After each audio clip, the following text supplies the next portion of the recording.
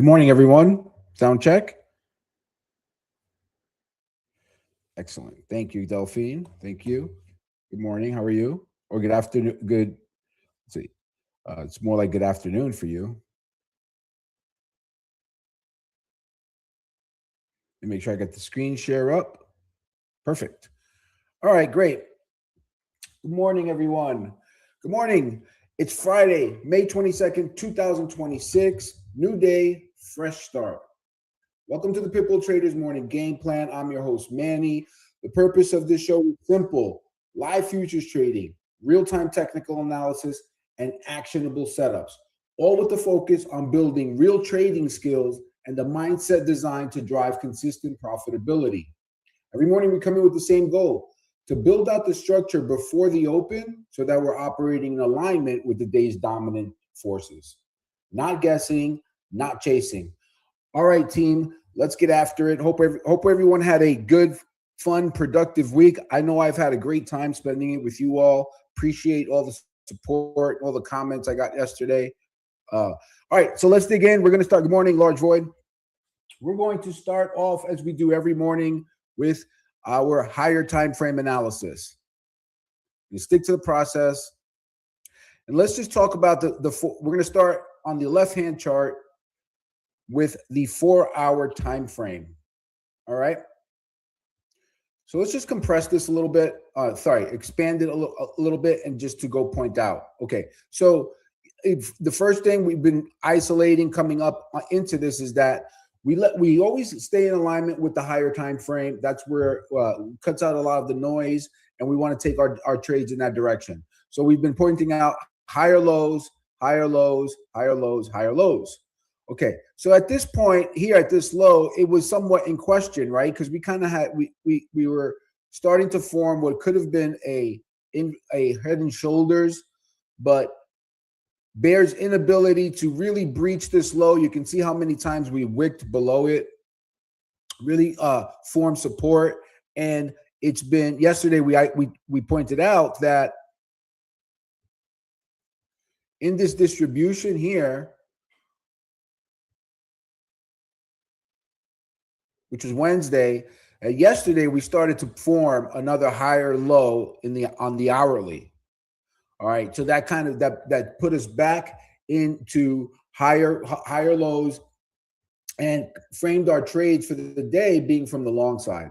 So we're continuing to move here higher. You can see we're testing into the upper portion of the last Thursday's all-time high. Looks like we're going to get another fresh one today. One thing that I want to point out also is it's an interesting look, just really quickly, and you can use this look on multiple time frames, but let's just blow it out to the weekly really quick. And yesterday when we closed, I realized that we put in this doji, but remember that, good morning, Algo Hunter. Remember that we opened the week at 74.10, and really all of the price action really solidified yesterday. We spent Tuesday, Wednesday below, and then Friday we kind of started eating into this wick, and all the price action has been maintained above it, which tells us that, hey, we should probably see an expansion or at least a touch of this high. We'll see how it plays out. Anything can happen, but let's stay open-minded.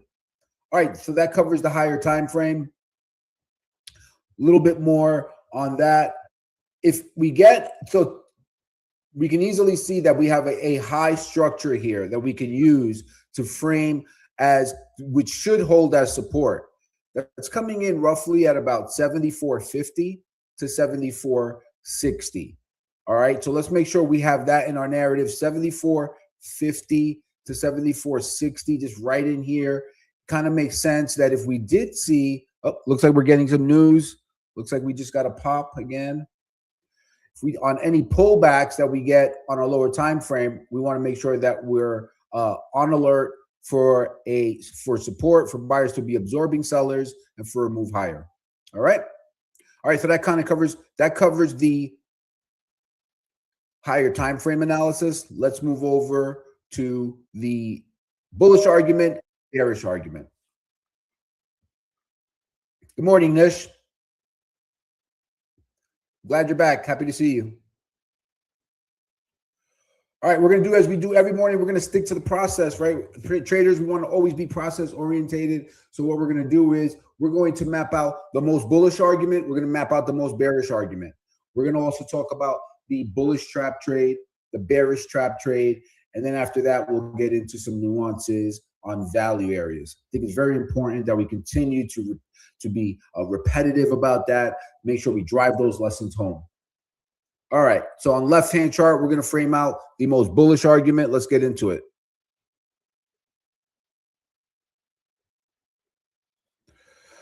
Hang tight. Let me just get this program here. Okay. All right, so prices, we can see clearly that the overnight session, which is the overnight session on my chart, is the light gray area. The dark gray area represents this dark gray area represents the regular trading hour session. Easily, we can see that all of the overnight session has been contained within the value with above yesterday's settlement. Okay, in actuality, we have an excellent reference going into today because yesterday's settlement and overnight low, which are our daytime frame references that we use every day to give us our idea on structure, come in both at 74.66. Okay, so remember, keep those in mind. 74.66. It's an area of confluence. We have both the settlement price, which is where we closed yesterday, where price settled yesterday, as well as the overnight low. I don't know if it gets any more bullish than that. Okay, so the overnight inventory is net long. Let's map out the most bullish argument. All right, so I had the overnight high mapped out here, 7,500, but that's going to shift here as we approach the open. And it muddies the waters a little bit when you open, right on the overnight session, like high or low. But we're going to do what we do every day. We're going to stick to the process.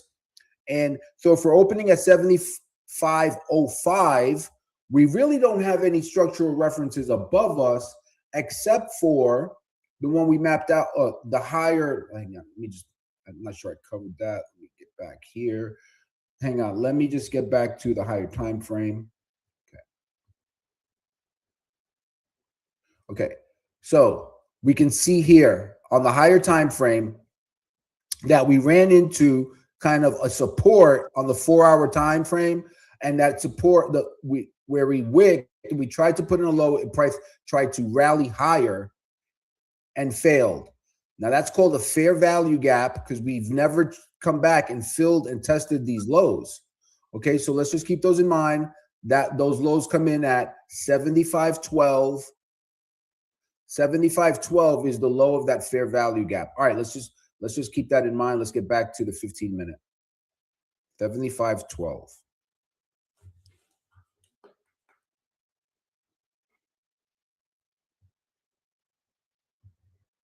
All right.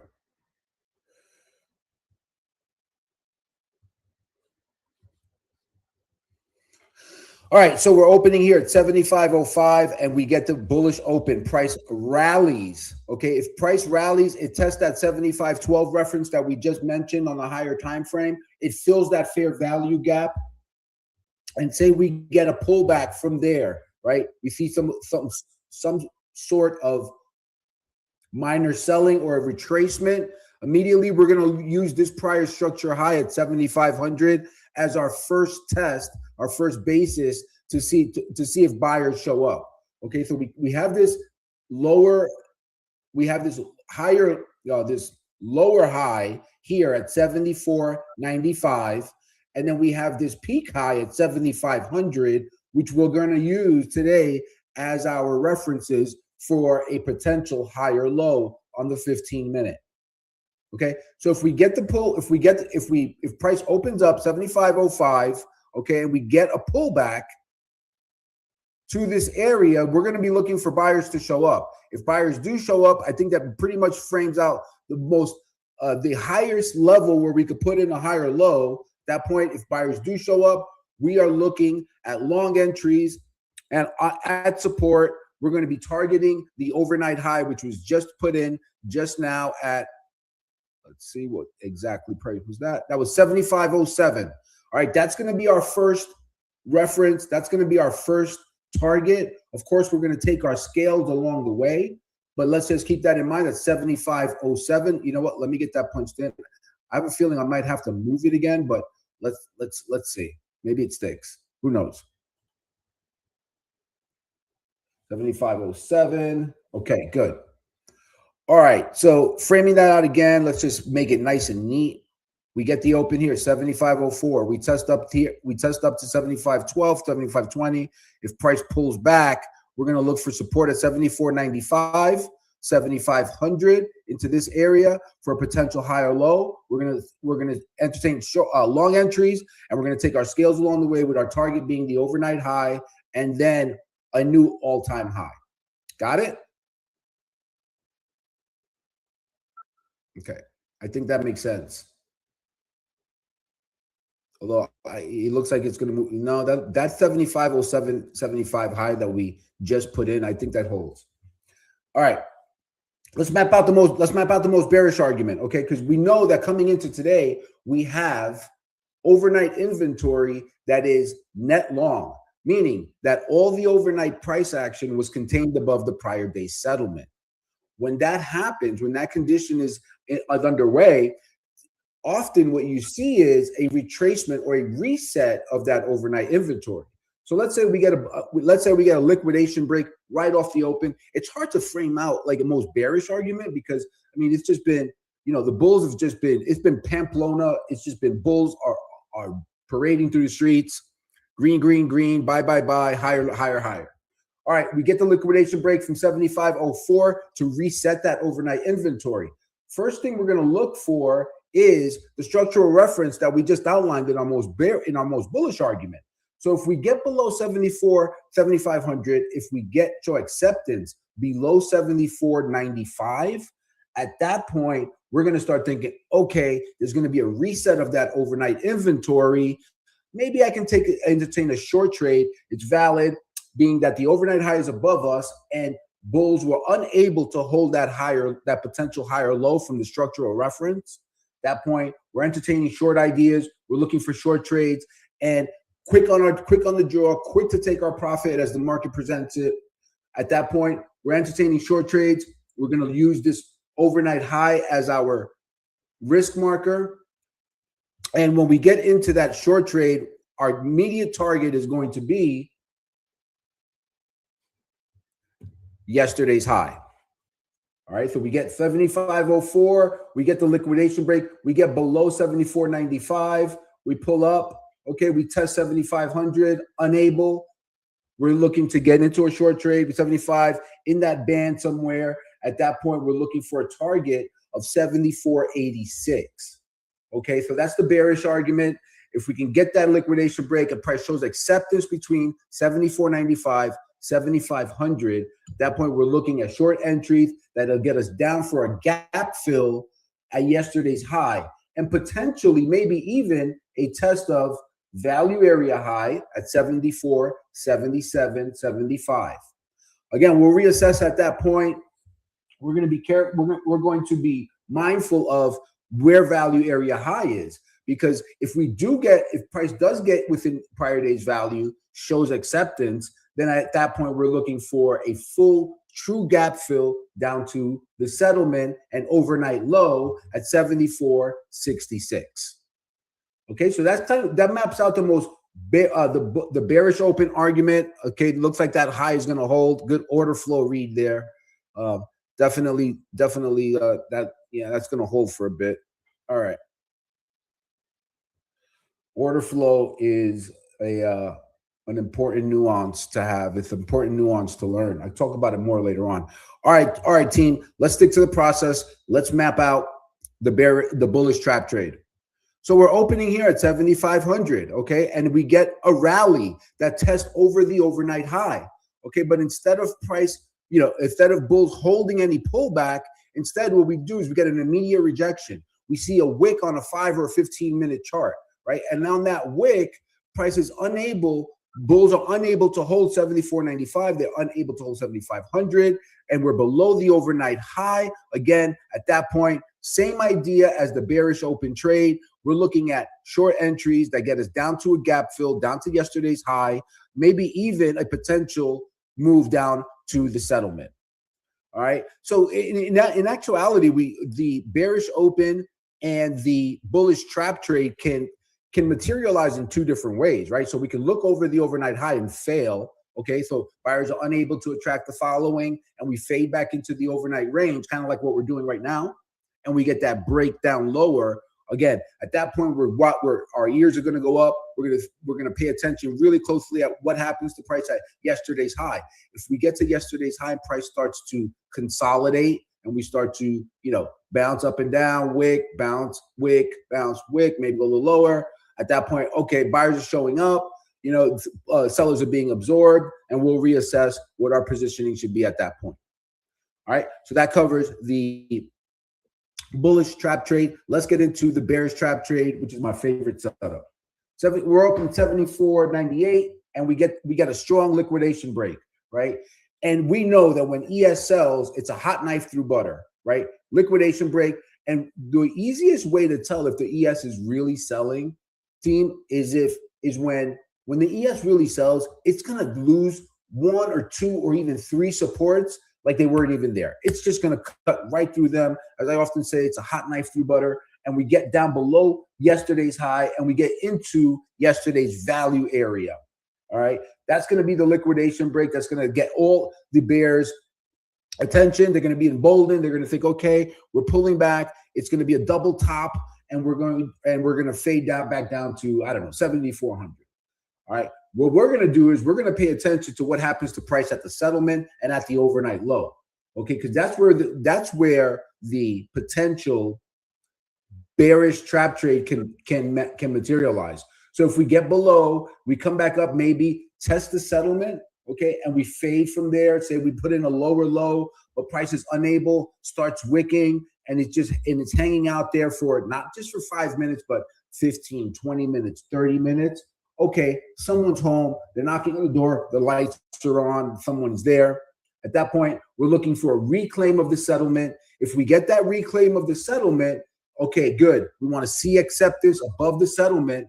And once we see that acceptance, right, so we get a couple of closes, some long candle bodies printing above it, at that point, we're going to start looking for the trap to be sprung. We're going to start looking for long entries that get us back into above yesterday's value area high, and maybe even potential test of yesterday's high, or even a move all the way up to the overnight high. Okay, so we'll be on alert looking for that kind of the inverted head and shoulders look with a higher low, and we'll entertain long ideas on any breaks of these local highs. And we're going to look for price to demonstrate acceptance back above the settlement, back above overnight low, 74.66. Beautiful structural reference there because they both line up. It makes it really simple for us. It also tightens up the risk marker. Often when you have these ranges, say those two prices are 5 points, there's a 5 point band between them. Well, then that kind of stretches out your risk marker because you have to put your stop kind of on the opposite side of the furthest away reference. All right, team. So that covers the bullish trap trade. It also covers the bearish trap trade. Let's talk about the dreaded sideways move.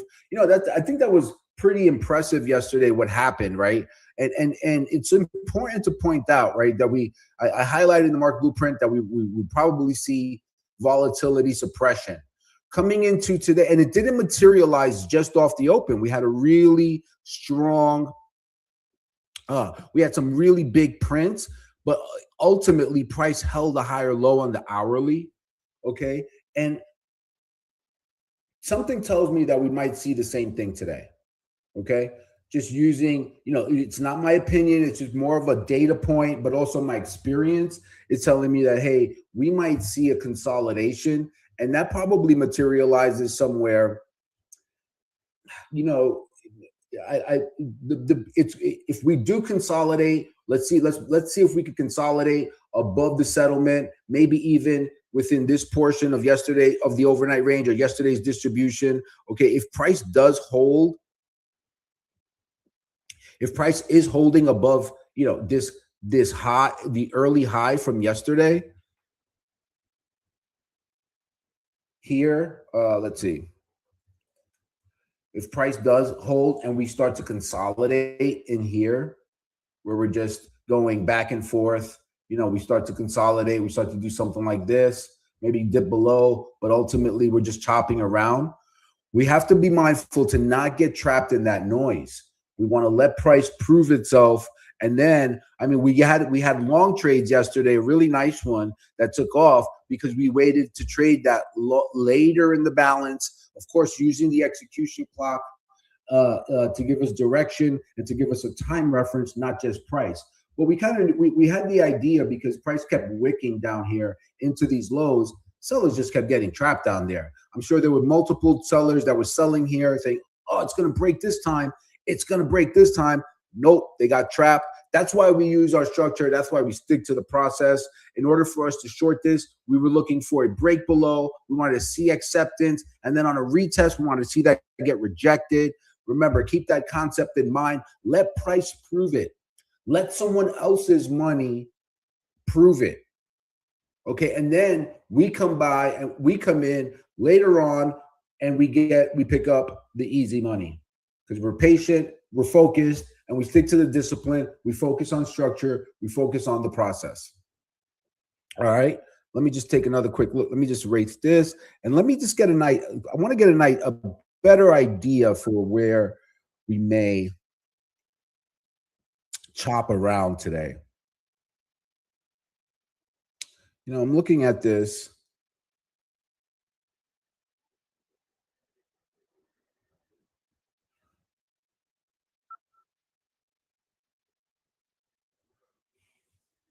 Yeah, if we hold this area here, if we're holding kind of, this same area, right? It kind of makes sense to me just visually that we would hold some wrong tool. Oops. It makes sense that we would chop around somewhere. Maybe we get a liquidation break that resets that overnight inventory as we just discussed. And then we come down, and we start doing similar to what we did yesterday. Maybe we get an inverted, maybe we get something like that. I am not expecting an explosive day with a wide range.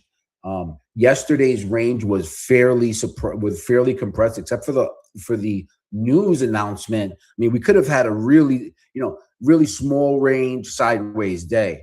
And typically, when you get to these higher time frame inflection points, very close to the prior all-time high, you're going to see a couple of days of consolidation, of just acceptance on a higher time frame, taking that concept of acceptance and rejection, except applying it to a higher time frame. So think about it. We're talking about acceptance over the course of 5 or 10 minutes or half an hour. And think about apply that same concept to a higher time frame, to a daily chart, right? So that's why I think we may see some type of consolidation move today. Today is also a cycle day 3, which tells me that after today we reset, we get a new cycle. So yeah, it kind of makes sense. Let's just be on alert for that. Again, if we do get, the first sign of that would be if we get opening prints that are dojis and prices in a tight range, it's unable to break any structural reference like as it did yesterday. It was unable to challenge even the overnight low or the overnight high for even into the mid-afternoon session. So let's be careful with that, because a choppy market is a day trader's worst nightmare. All right. So let's remember, another reference that we're going to use is the daily open. The bell's about to ring here. Write that number down. Another good reference to use is how many times do we trade through the open, right? If we're trading, if we're open for a half an hour and we've been through the open three or four times, that tells you, hey, directional movement is probably not happening. Okay. Or maybe it's going to happen, materialize later in the day, but for the time being, it's just not materializing. All right, so we have that overnight high at 75.07, 75, and there's the opening bell. Let's make sure we write down that opening print. Today's opening print is 74.96.75. 74.96.75. Make sure you get that, you write that down or have it on your chart as a reference. I'm going to get my higher time frame chart, which I love to have open. I just need that higher time frame. It keeps me in alignment. It keeps me focused on the bigger picture. And then applying that fractal mindset, trading in the direction of the higher time frame is what most professional traders are doing. All right. Let's get down here. Let's look back. I've made a little update to my charts. Hopefully they're visually, they are more visual. You're able to see them clearer on the social channels, on YouTube and on X. Let me know if that works out. All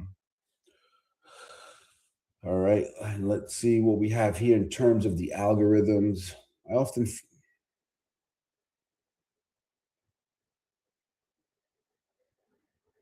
Okay, I don't have anything enabled right now. Okay. All right. So yeah, I'm just being mindful here. I want to be cautious here at the open.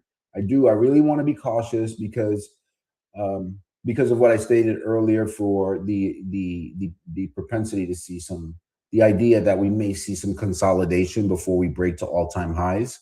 I mean, I could be wrong. It seemed like I was wrong yesterday. It seemed like I thought we were going to have some volatility suppression, where we were just chopping around, and we opened, we exploded, and we had a big, huge print. But then after the first 15 minutes, price just petered out, didn't go anywhere. Okay, so let's watch this here very carefully as we approach the overnight high.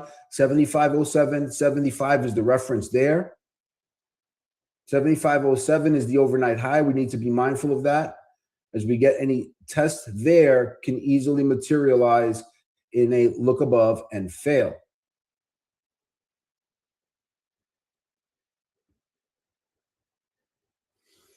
All right. So because that setup is there, make sure I have the algorithm properly configured. Did any of you trade in the overnight session? Let me know if you had anything good in the overnight session. I did take 2 trades in the overnight session.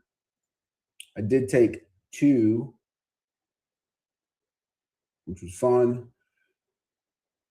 All right, we're approaching that overnight high, team. Stay alert here. I am on alert for that look above and fail.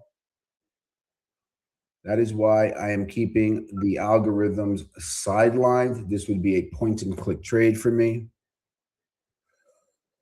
All right. I'll let you know if I do anything. Thus far, the overnight high, we 2-ticked it. We 1-ticked over the overnight high. That is going to suffice. We should see a little bit of trade a little bit higher. Hey, good morning, Anna. No fallback, really. Nope, not yet. Not yet. But be careful up here. I would be highly cautious. Wait a minute. Oh, man, that was a big drop. Be careful. The high of the day is not in.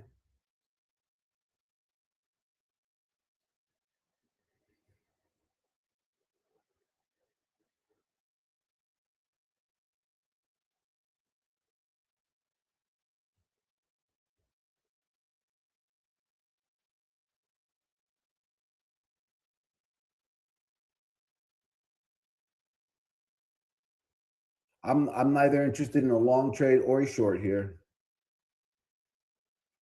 Not unless let me reiterate. I am interested in the short trade if price does what we outlined earlier. Okay.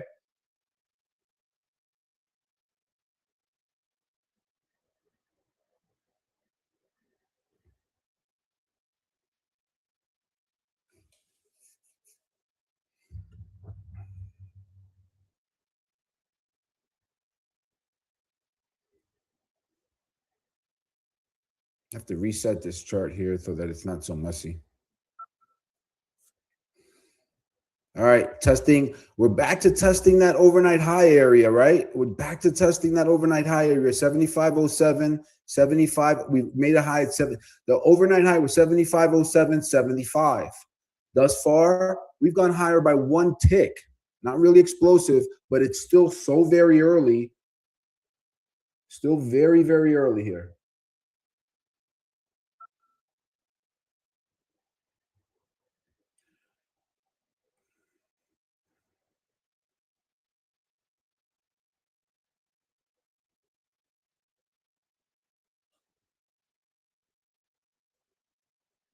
I'm one eye on the order flow here. I'm just trying to give a real time.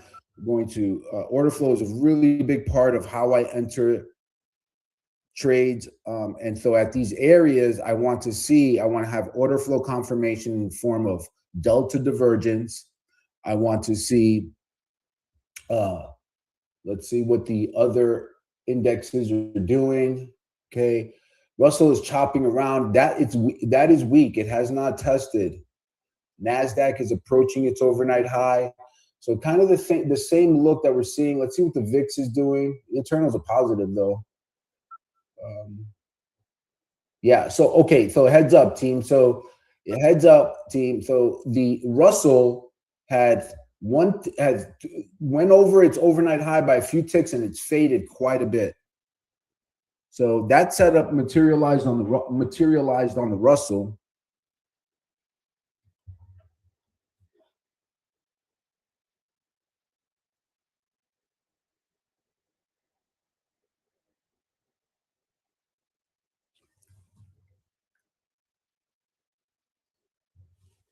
I am dialed into the order flow here for us.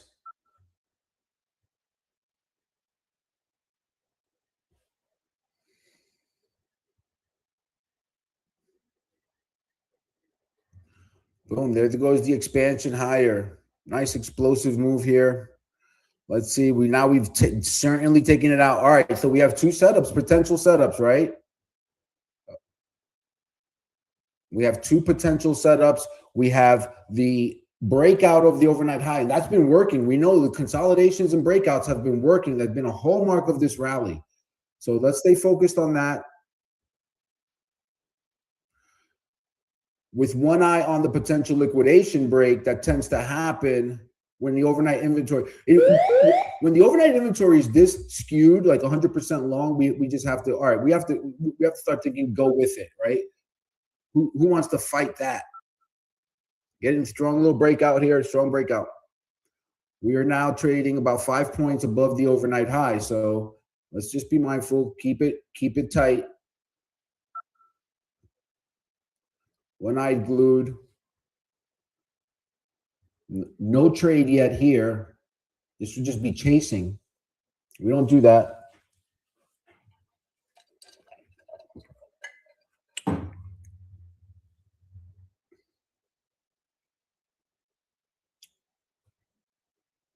Somewhat of a pullback. I don't want to overanalyze this either. Hey, for you all watching on socials, let me know if the chart presentation is a little bit better today. I'm not sure if you guys see, I changed the background of my charts in the hopes that the folks tuning in on social media can see it a little bit more clearly. If these are better than they were yesterday, they are changing charts. It certainly is an adjustment.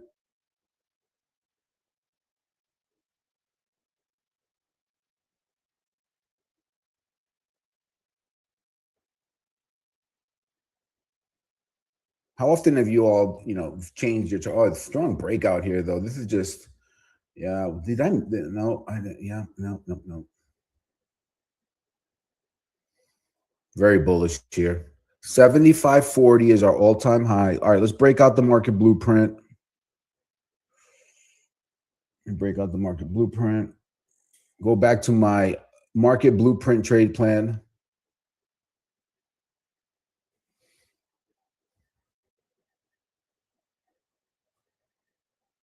I'm working on improving this image for us.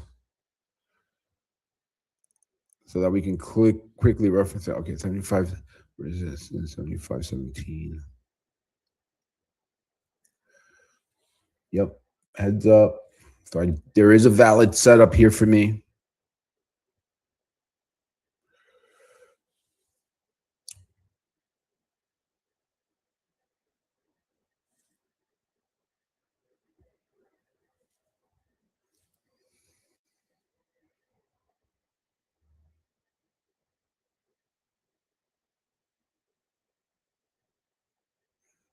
We have a divergence in the tick. Oh, big one. Big drop. 75.12, 75.11.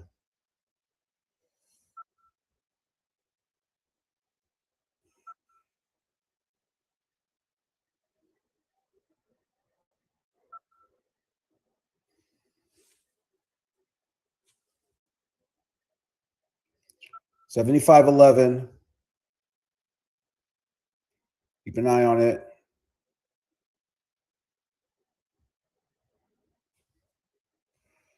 Stop is over the high.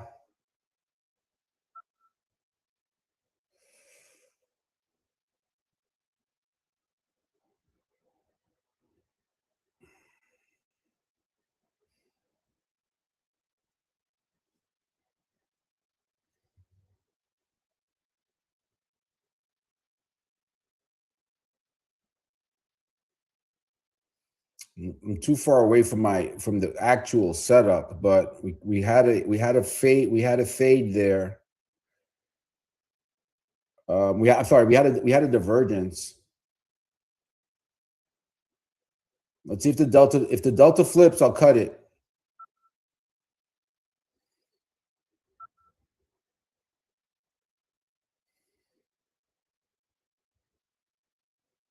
All right, looks like we're moving lower a little bit.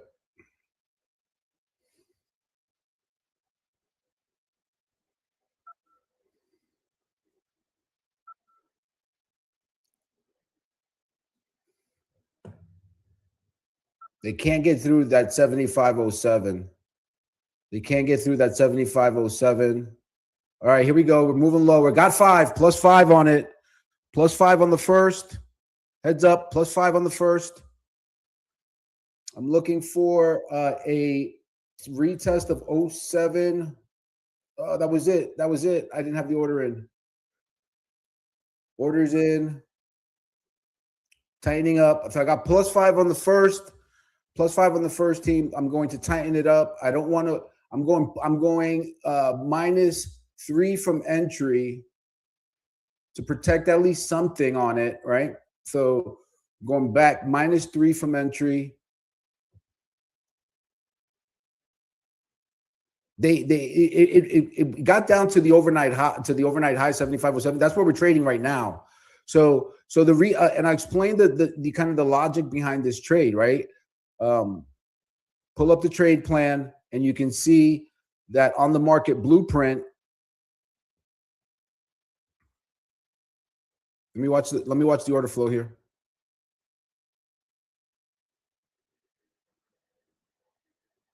I'll give a play-by-play as soon as this settles out. It bounced off the overnight high and it's unable. They're unable to liquidate it. They're unable to get below. Need to get below. It'll probably chop around a little bit. Let's see. 75.04 was that local low, and 75.14 is actually where they should hold. My stop is 75.12.75. I'm 3 back from entry. I mean, that would give me 2 points on the trade. I mean, not a home run, right? Just a small scalp. Just looking to see if I can get lucky, see if I can get into a runner and maybe get a 10 out of it, 10 spot.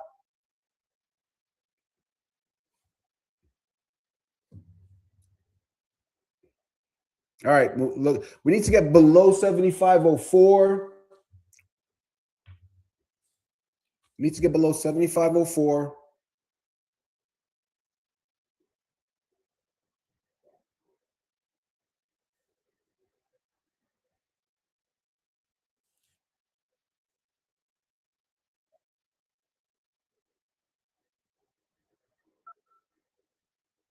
Yeah, overnight high is holding.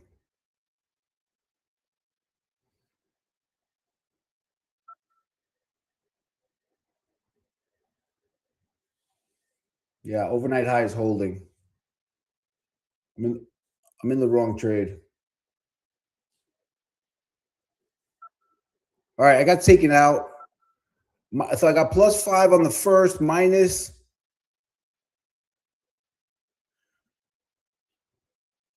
+5, -3. So I got 2 points net on the trade.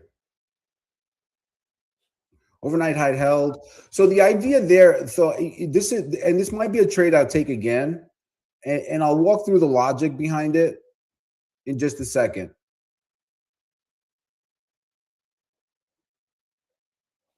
Make sure I have the level right.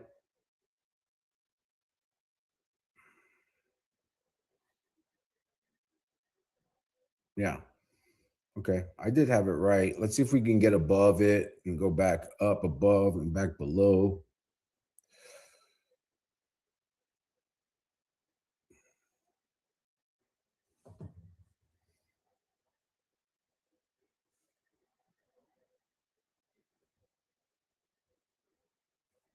I'll let you know if I do anything.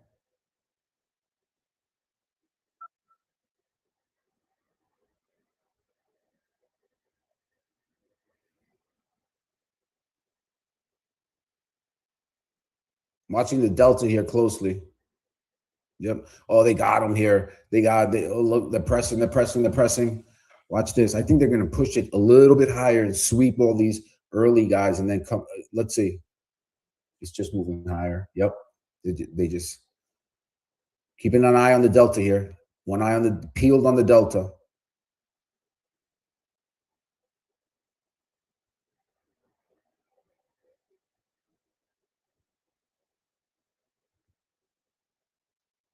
See if they can prove it. Running out of steam. Running out of steam.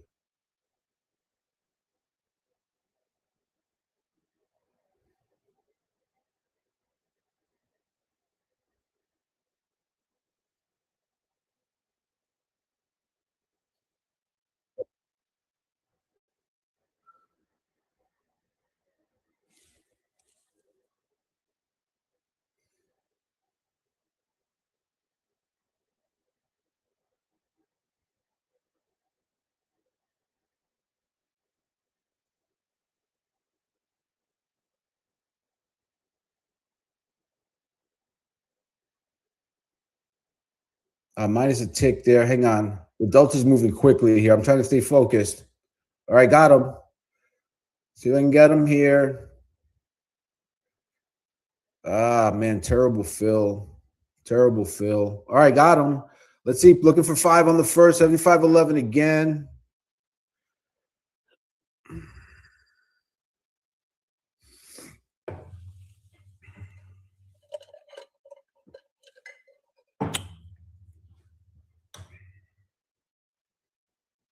I will not try this again. I'm looking for 5 on the first. 75. I'm short. My average is 75.11. I'm gonna move my stop down 75.06. Got it. Got it to fill there. +5 on the 75.06. Moving a little bit quickly here. Let me just get these organized here. Hang on. We did have to take this one twice. We netted 2 on the first. Got +5 on the second. And I'm looking for, let me make sure I have my targets aligned here. Now we'll have a moment. What am I looking for here? So far, all right. So I'm going to move to break even, and then I want to see if we can get back below the overnight low and make it stick. Probably not. I mean, it's so choppy. It's so I have to tighten this up. So I got 5 on the first. I'm going -3 on the second. So this way, at least I net something on the trade. I want to give it the opportunity to work out. Again, this first scale is almost just the cost of doing business, right? I want to try to get paid on the runner, and the first scale just reduces my risk and makes me open for the opportunity that this trade can work out. Okay, this is a play on what am I looking for here? Why am I fading it? Well, for me, I have a trade plan, right? So I'm working on executing setup number 5 on the market blueprint. Okay, and I have a structural reference in terms of time. I have a time base. I know I'm looking for, using the execution clock, I'm looking for an AM low. Okay, so I have two things in my favor. And on top of that, I'm looking at a daytime frame setup as a look above and fail of the overnight high. Does that make sense for everyone? I just want to make sure that you guys understand that I'm not trading it based on anything other than a logic chain, right? So we're looking for, we're going to blow this out a little bit. I just want to see if we can get back below the overnight low and below the overnight high and show some acceptance. And I'm willing to sit in it for a little while. Again, this trade is locked in. It's a net winner.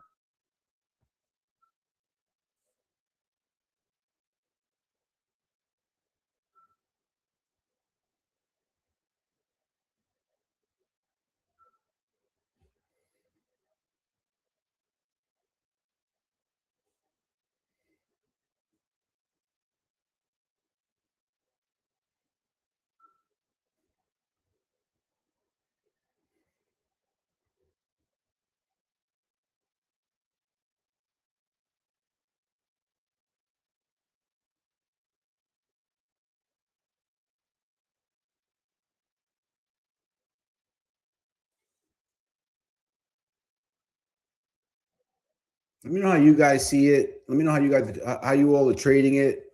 Let me know, team. Let me know, people, how are you all seeing it? How are you trading it? Are you in anything? Are you flat? Are you waiting? Easy Money said he's looking for lower. Okay, we're on the same page. Easy Money, playing for the same team. Let's go.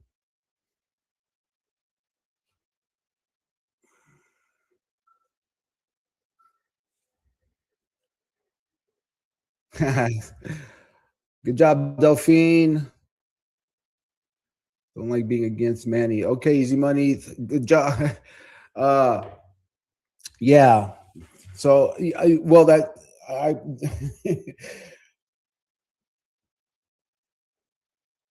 I don't know. I don't know, CB. That might not always work out for you. That might not always work out for you, but we'll see. We'll see what shakes out.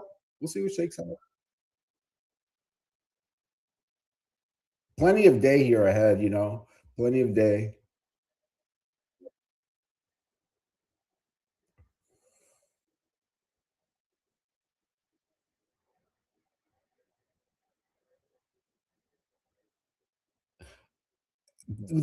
Hey, Anna says I've done it again, taking a trade, went underwater, and when it came back to break even, I closed it. So yeah, so Anna, just so first off, there's nothing wrong with that. That's just that's what happened on that trade. Nothing wrong with that. And what I can suggest is, if that's happening to you, so what? And I'll just be straightforward, right? I want to make sure that I'm telling you something that makes sense and something that will help you. It kind of, to me, it would seem that the risk of the trade wasn't accepted before it was placed. So you have to accept that, hey, this trade might not work. And what am I willing to risk in terms of points and money on this idea, and accept that before?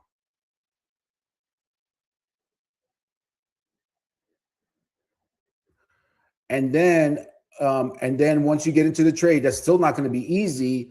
And then once you get into the trade and it's going against you, and you see you're going to click, focus on your breathing.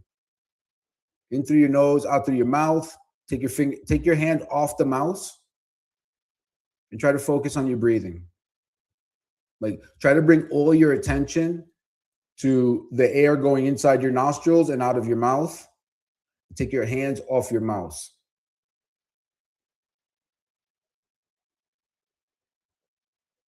Might sound a little wonky. So, hey, real quick, we're back to testing the overnight high. But this time we're testing it from beneath.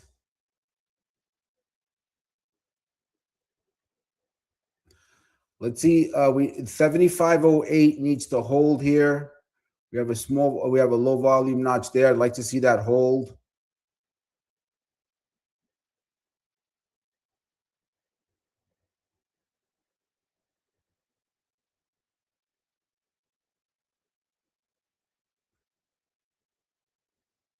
Hey, good morning, Sandeep. Thanks for joining us. That's right. You're early hours, so totally understandable there. Totally understandable. Anna says, correct, man. He also wanted to say that I honestly think this is the most manipulated market ever. Hear you haven't breathing. Yeah. So this market is 100%. It's I placed I posted a joke yesterday in our the IM Pro, in our one of the other communities, the Mr. Top Step community. If you want to check it out more, go to mrtopstep.com. It's a really good chat of a bunch of experienced trade professionals. But I posted a joke in there yesterday, and it said that the U.S. is buying dips and Iran is selling rips, and I was only half joking, as I think that might be the case.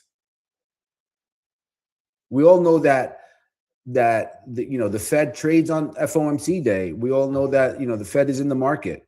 So when you encompass all those things,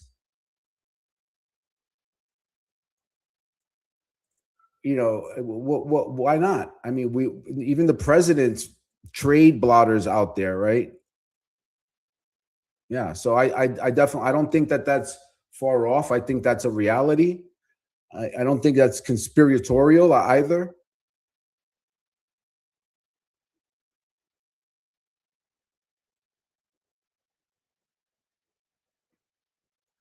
So remember, team. Remember what we were talking about acceptance, right? So that's what I'm keyed in on here. While price is below the overnight low, the sellers. It's not like the sellers are really that aggressively liquidating here, right? Then we remember when the ES sells, it sells pretty quickly. Large Boy points out Michigan sentiment in 3 minutes. That's right. Thanks, Large Void. Big one. Big update there. Thank you, guys. Thanks, Large Void. Very important. Heads up, everyone. If you're in anything, tighten up.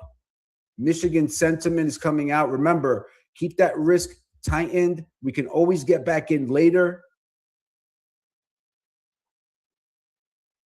I've been knocked out on this very same report.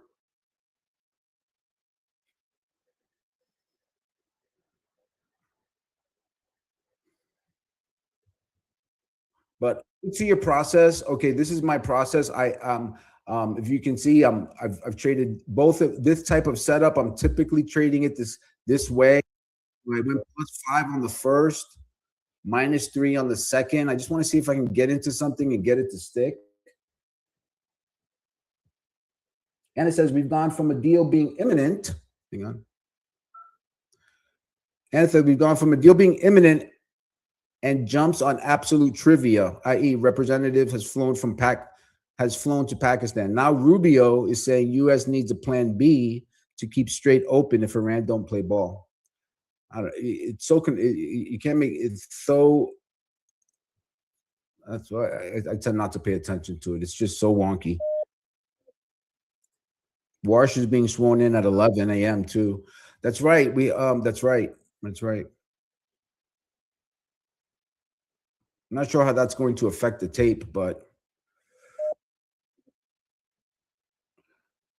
Anna points out U of M is a revision of previous report. Oh, really? Okay, thanks. That's so maybe we don't, maybe we don't get any evolve spike.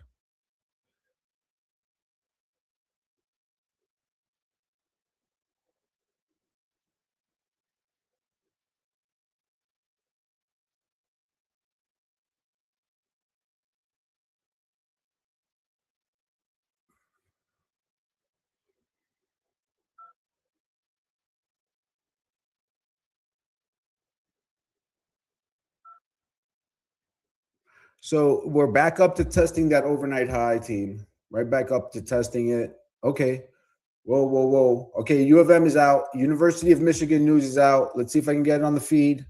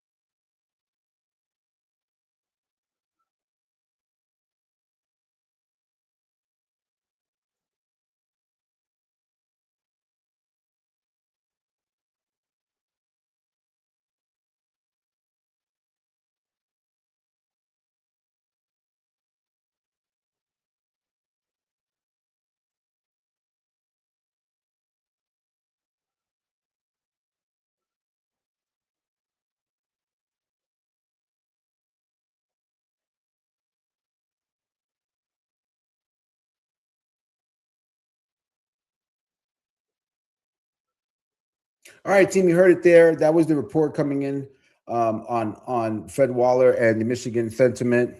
Good morning, Large Void. I'm sorry. Good morning, Live Action. Good morning. How are you? Hey, if you're just joining us, we're tracking the ES. Just a heads up, if you're just joining us, Manny from Pitbull Traders, we're tracking the ES. We just hit a pre-planned setup where we looked above the overnight high. We failed. We came back in. You can see on this left-hand chart that I am short 75.10. It's a confluence of two trade ideas. It's a pre-planned setup on the market blueprint, and it is also a pre-drafted setup from the open, from the pre-plan, from the pre-market trade prep. Sorry about that. All right, so breaking here, breaking lower. I'm bid at 74.90, 75. Looking for a 20-point gain on the second. Let's see if I can get lucky on it.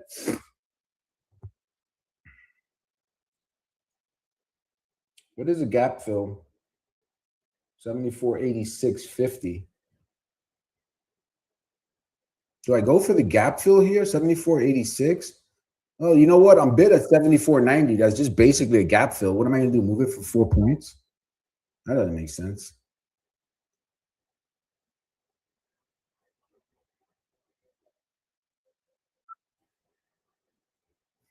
That doesn't make sense.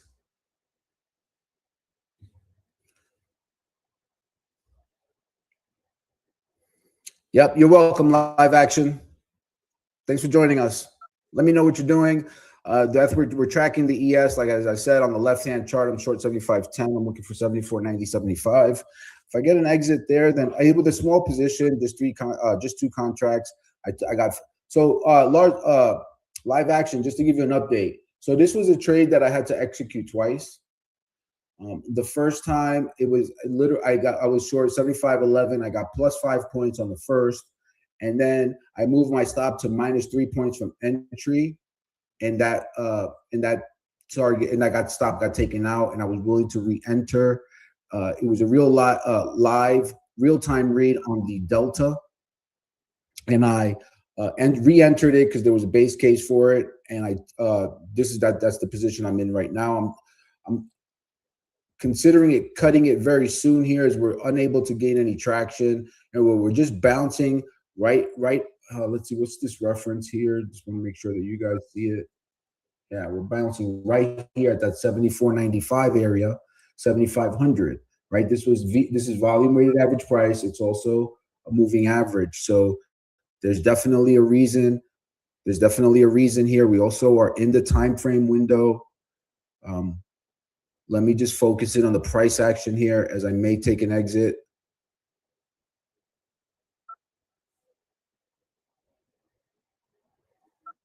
Yeah, under 74.91, you get a gap fill. I mean, but there's some wood to chop here. There's some wood to cut through. We're back through the open though, so heads up. Remember that, right? 74.96, 75 was our open, and we're just chopping around there. It would be tough, you know, it's not going to be tough to cut through this moving average, to also get through VWAP.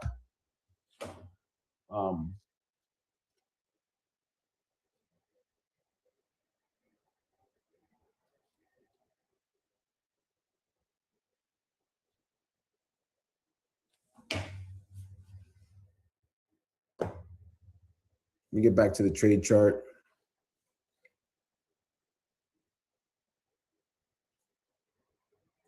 I need to make sure I have SPYGATE going.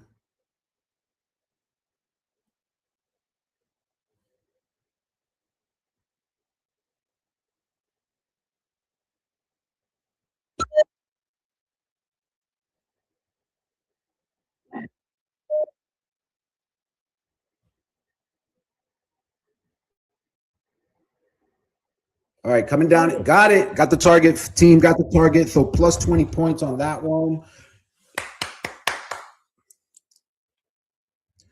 Happy about that.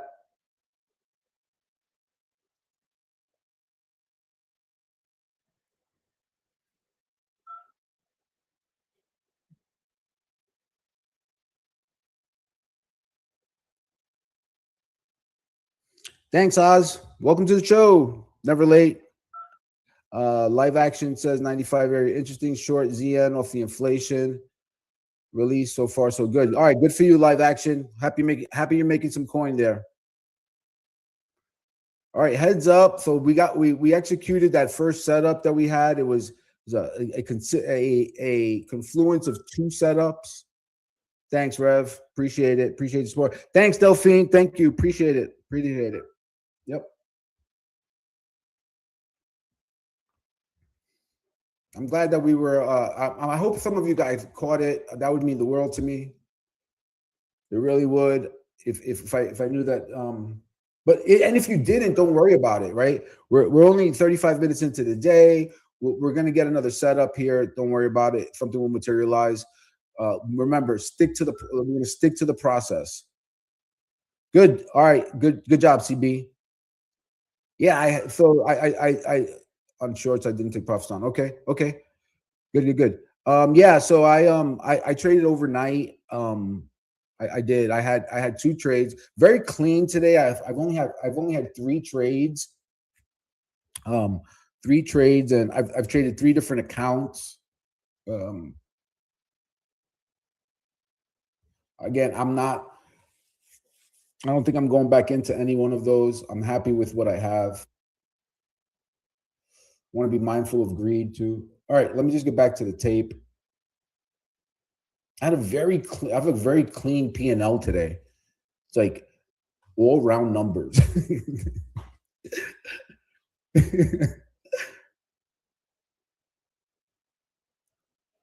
And again, I don't want to be tone deaf either. Sorry, I shouldn't be talking about that.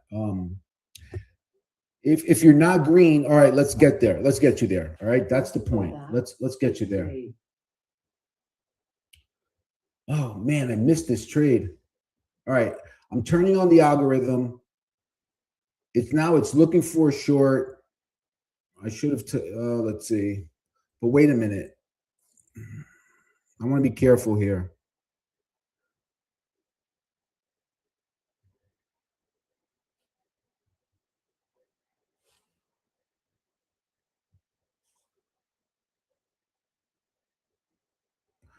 We still could get a potential gap fill here.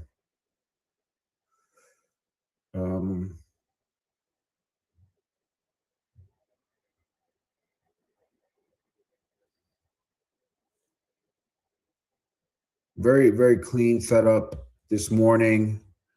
And again, team, don't worry about it. If you're not in anything, let's make sure that we get you into something good, something that makes sense.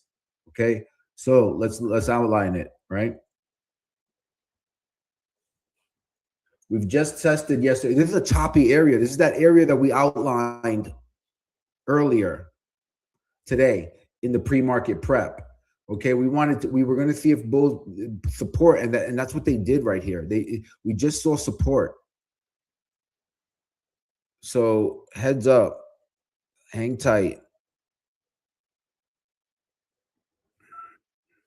Yeah, we don't want to be shorting this yet, team. So we're holding a reference. We're holding a reference. We could have, we just tested yesterday's high and we bounced. Okay, so we reset a lot of the overnight inventory, so that condition has been satisfied. We are now in the window. We are almost in the window for a low. And we also have a support area that's held on the first touch. All right, so now we're going to let price prove it to us. We're not going to jump in long here. We're going to wait. Right, so we'll see, we came down. We tested yesterday's high.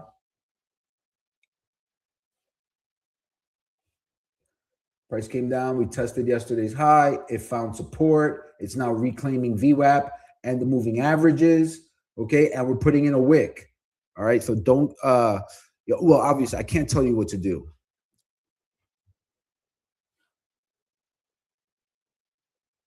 A disclaimer.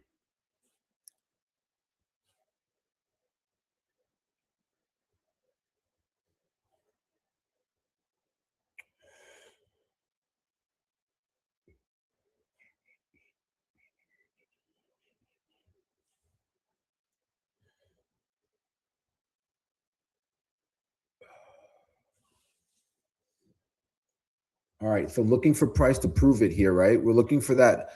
We're looking for acceptance now above yesterday's high. We have step one. We have the wick.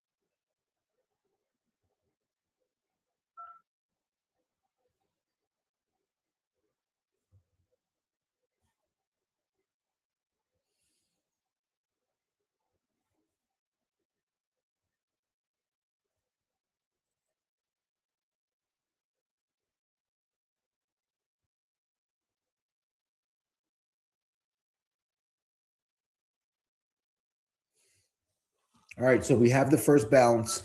Heads up.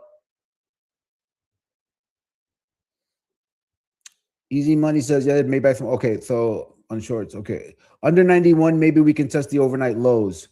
Advanced decline jumping. Yeah. Let's. So we're holding on my read, we're holding yesterday's high. We came down. We tested it on the first test. It was successful. Okay, we're not gonna. If we wanted to buy it on the first test, that's one way to approach it. Another way is to wait.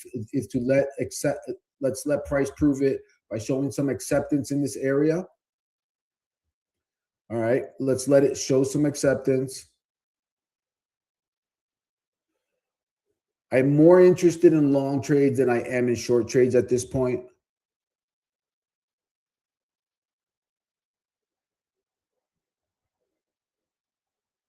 We're in a solid uptrend.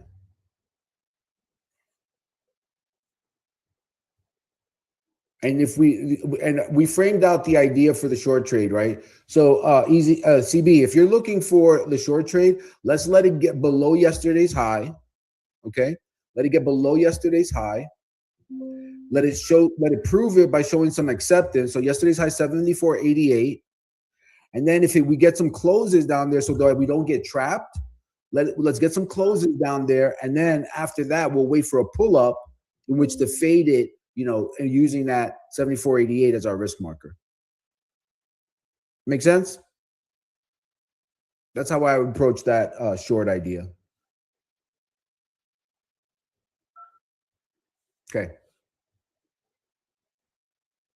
All right, coming back in again to test that yesterday's high of 74.88. Let's see, does it hold? Does it hold? I think it does. But remember, if you're using the execution clock, also, we have some time here. Let it form out. We have one test, two tests. Willing to be patient, willing to trade closer to that center time.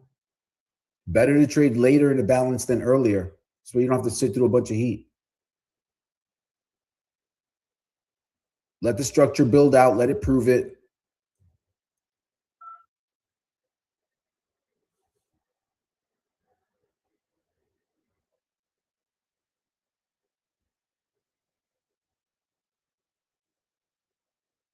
Right here, it's very easy to get chopped up right here, right now, right? Because when price is consolidating in balance areas, it's really easy to get chopped, because if your balance area is 10 points, that's there, and it's chopping. That's a lot of indecision in the market, and that's also going to be a lot of indecision within your own head.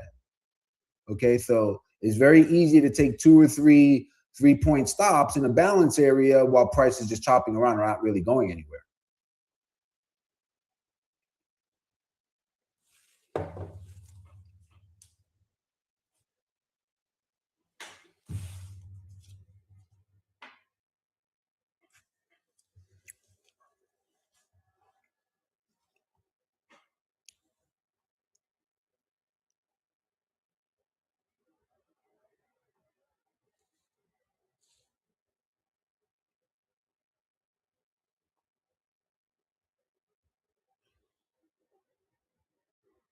We have to also remember about our discipline, right? So there's an interesting way to look at discipline.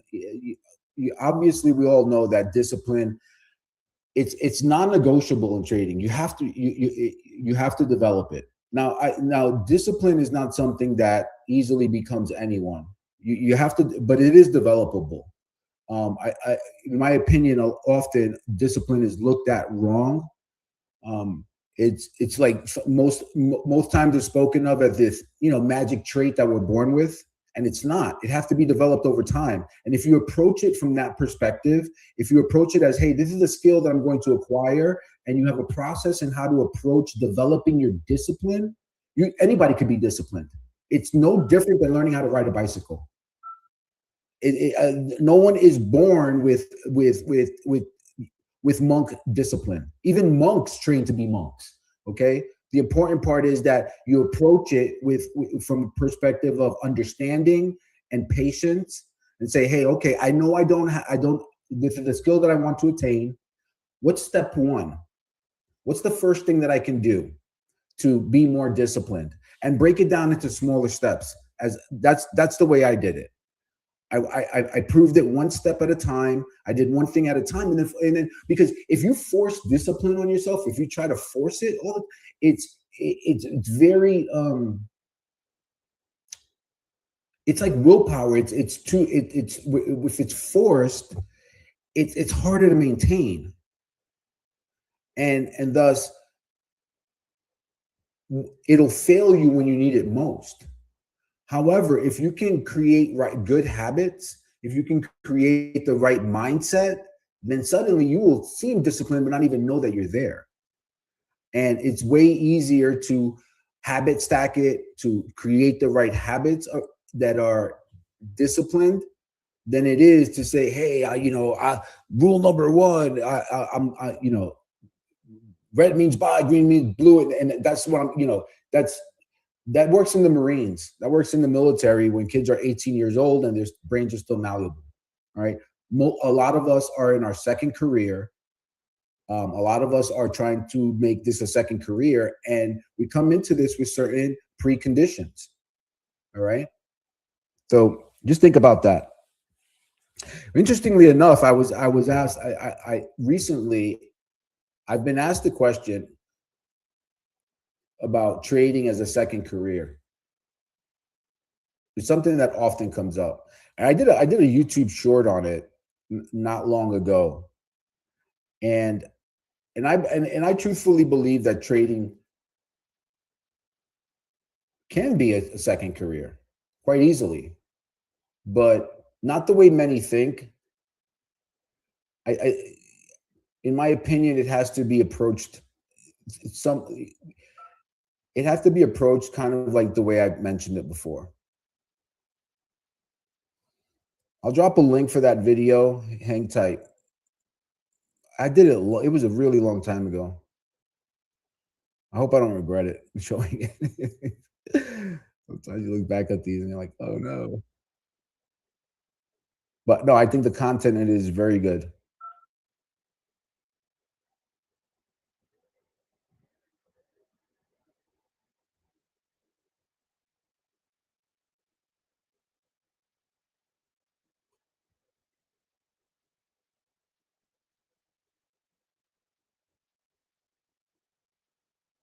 All right,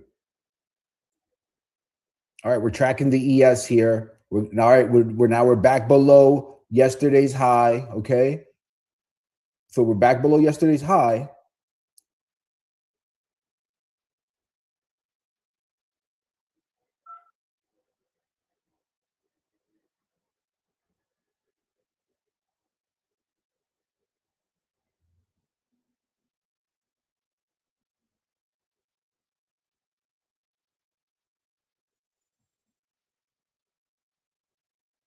Back below yesterday's high.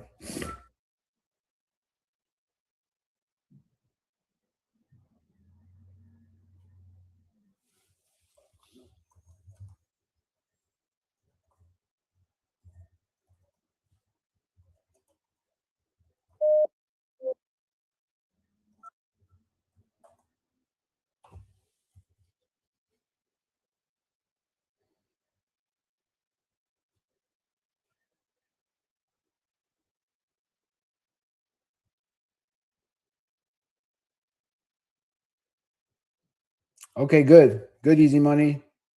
Make sure you're careful in here. Okay, as long as you're following that process, as long as you have a process, I'm fine with that's awesome.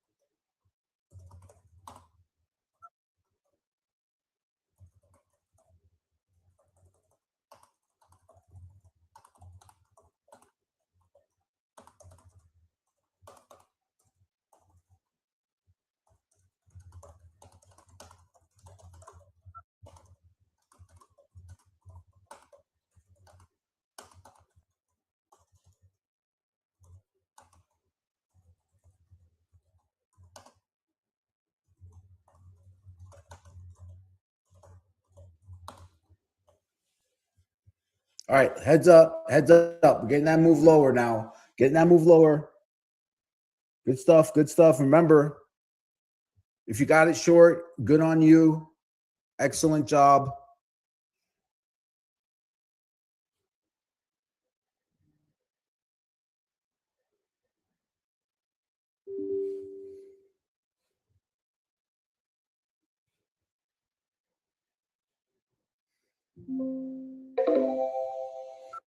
We're kind of following that same pattern that we followed often, where we're seeing that liquidation break.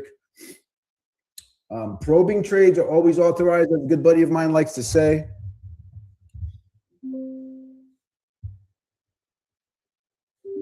I did a video on trading as a second career. I'm trying to track it down, team. Hang tight.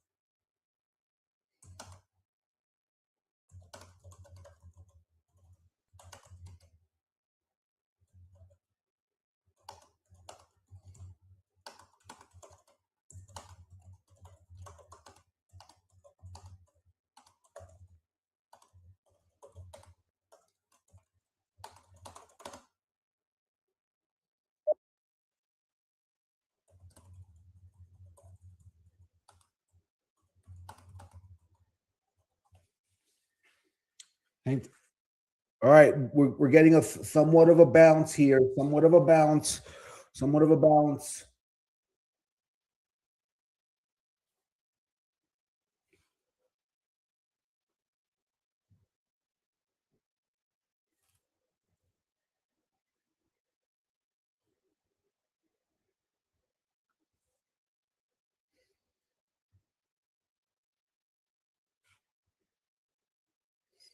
All right, wait, the algorithm has me short here. The algorithm has me short. Short leash on this trade for me.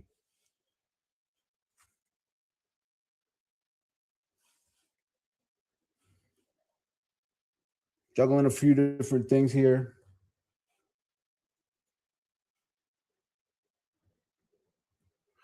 The algorithm has me short 74.86.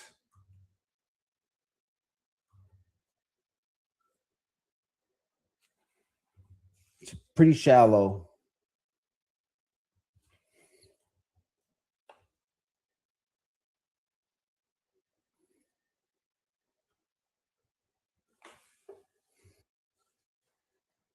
$74.86.50.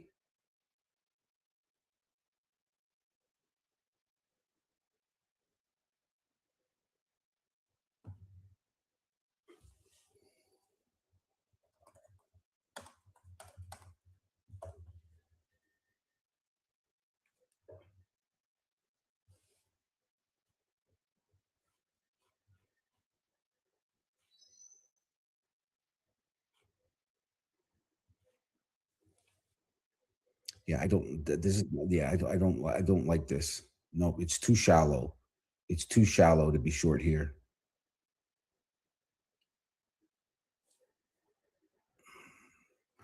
Technically, I don't. Technically, I don't.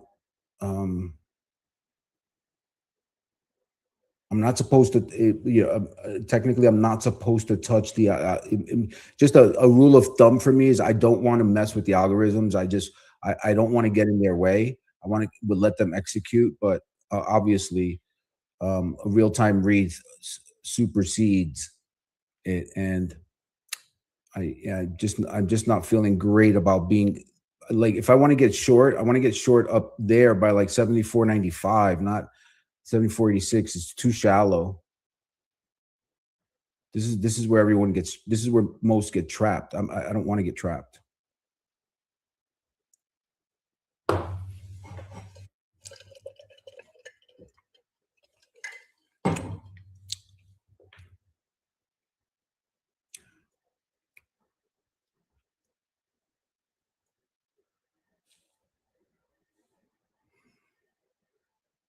Yeah, I'm gonna cut it. -3. Not good. Oh, not good on my behalf. Willing to take the loss. Willing to take the loss.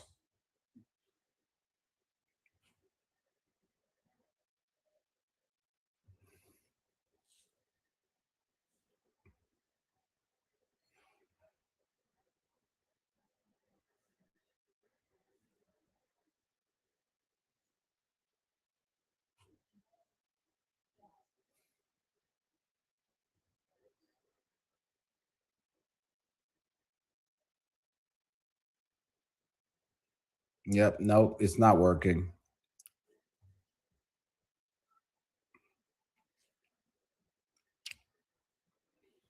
All right. I'm out. Obviously not what I expected. I forgot I left it on. No excuses. So minus 4 5 points on that. Minus 4 or 5 points.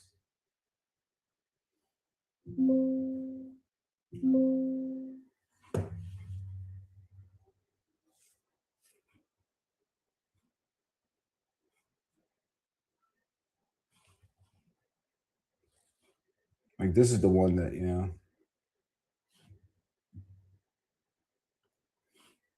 what the hell?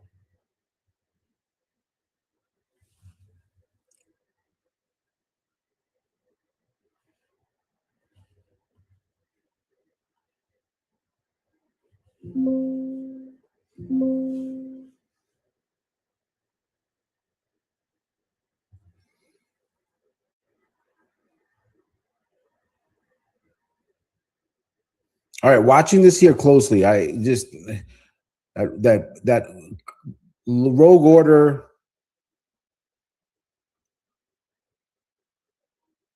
on the exit. Let it play out. 74.89.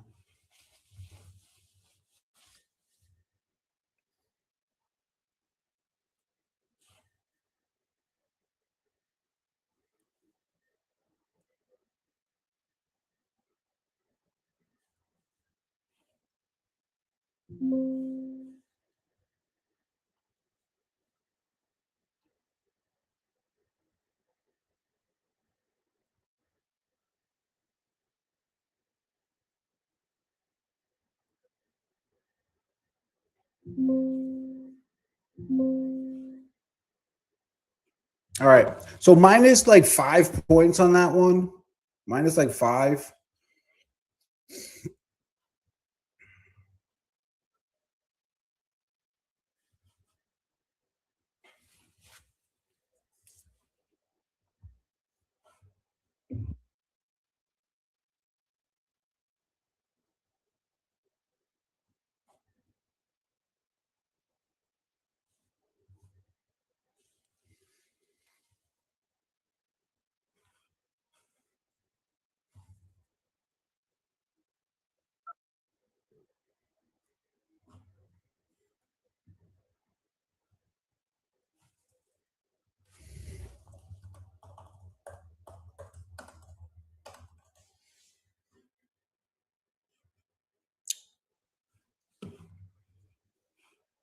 All right, let's see where we're at with this. Sorry for distraction. Okay, we're back.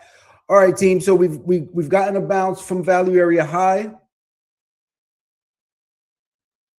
map it out here. Look at what happened. We came down to value area high. We tested and we've bounced thus far. We've bounced. Let's keep an eye on what? Let's keep an eye on the opening print, 74.9650. Let's keep an eye on 74.9650. I think that if we're going to fade and we're going to go lower, we want to see price get rejected from that band. Recall, so we have two opposing setups here, right? We outlined this in the pre-market trade, in the pre-market plan. All right. So we've looked into yesterday's range, yesterday's high. We've wicked, and now we're back above yesterday's high. So let's watch this carefully here.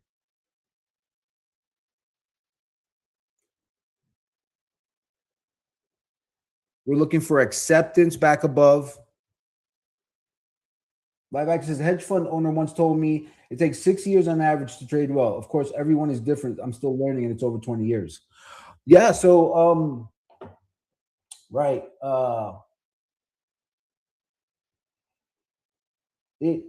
It's different for everyone. It's different for everyone, Live Action. Some pick it up, quicker than others.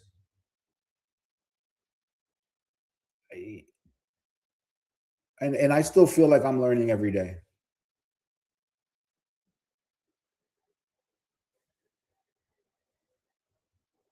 I don't think that. So the reason why I'm paused is because I don't think that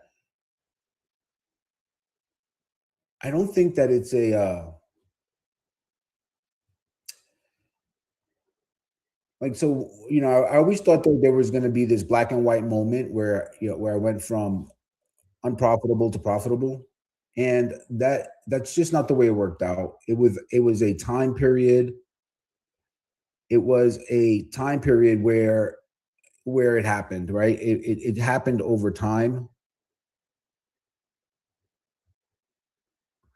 And so I don't know, like, and I've had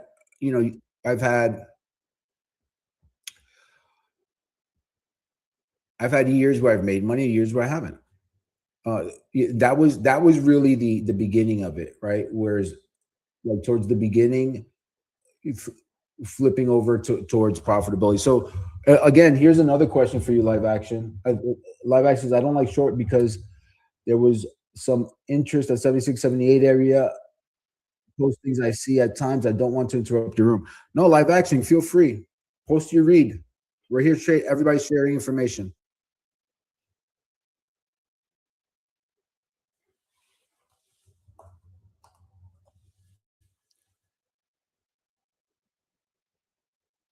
So I feel it's different for everyone, and what's what do you consider um what do you consider being, there's all different measurements. I'm trying to get the right words here, but um they're all different measurements. So if the question is to trade well, then just like any other profession, you're going to have days where you trade well, days where you don't. All right.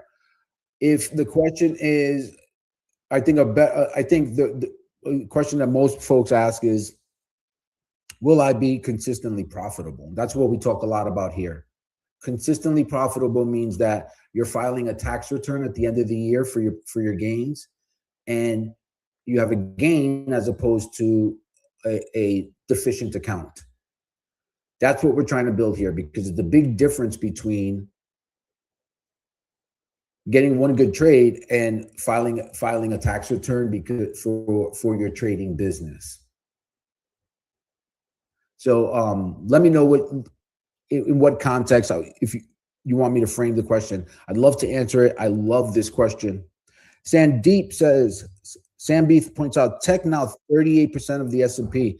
Did they just re-weight it? Sandeep says, Manny, do you trade from office or home?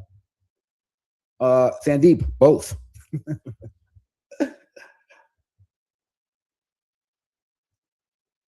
Just kidding. Yeah, no, home office. Home office.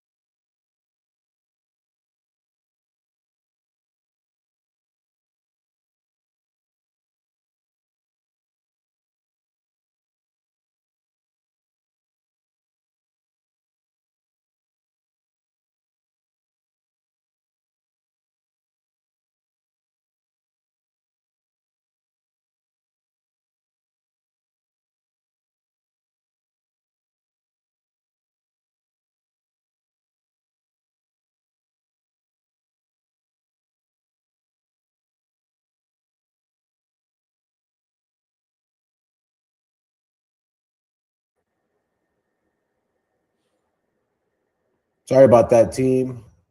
All right, sorry about that. It looks like it.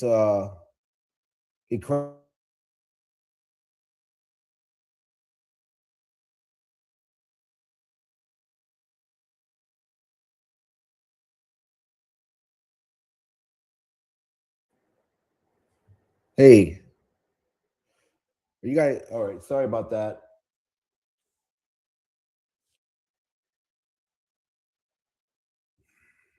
Let's see if I can get the screen share up.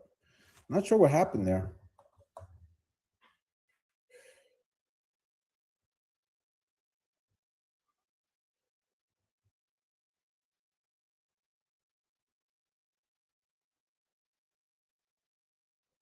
Delphine asks, Manny, so hang tight, Delphine. I'll get to you in a second. The last time I did the screen share is when it crashed. So just hang tight. Let me just make sure I get this right.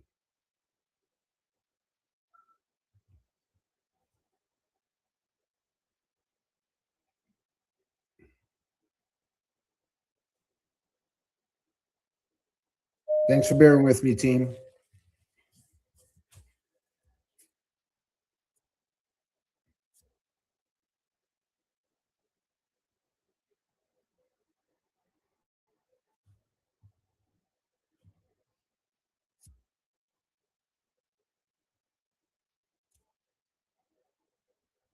Okay, here we go.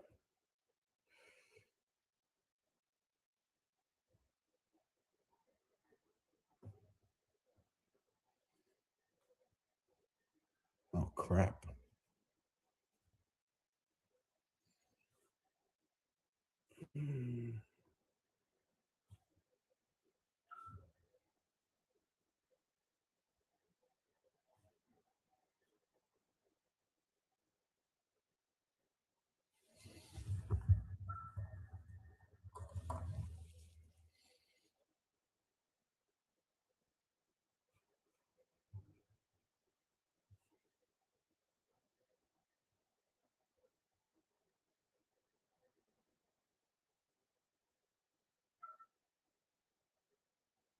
Yes, got it. All right, cool. Got it. The screen share back up. All right, back in business. We're back in business.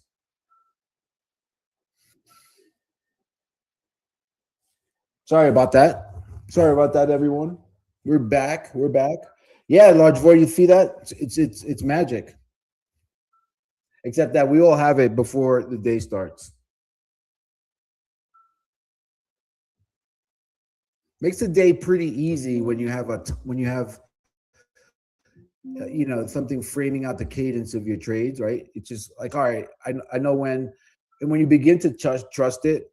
Large void is talking about the execution clock, which is a portion of the market blueprint. If you don't know what that is, if you're just joining us, I'm Manny from Pitbull Traders. We're talking about the market blueprint trade plan that I put out every day on my X feed. If you haven't seen it, go to @Manny_trends on X. It's posted there, and we're just highlighting how the clock works. And the clock is often the clock is a tool that we use to frame out our trades. All right. If you want to know more, go check it out there.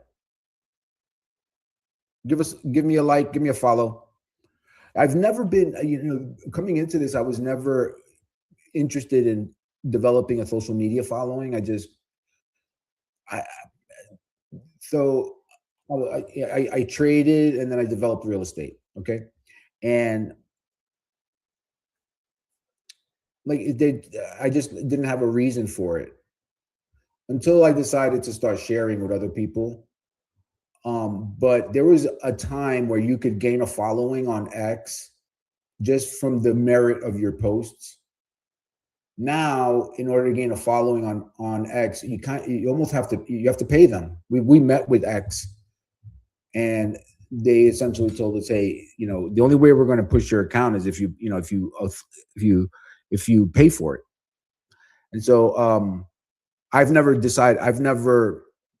tried to push never put out a lot of content. But here's what I will say is that, so I think I have a very small following, and most of that following came from okay, most of that following came from the time being on Top Steps Power. Oh, I probably shouldn't have said that, but I was on Top Steps Power Players. Looks like this one. It looks like I'm short here. It looks like I'm short.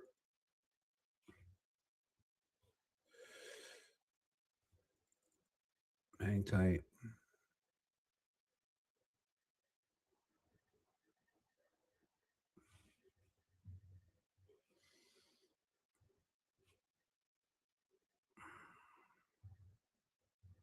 I think I have the wrong account in. Let me just get this framed out in the right account. Ugh.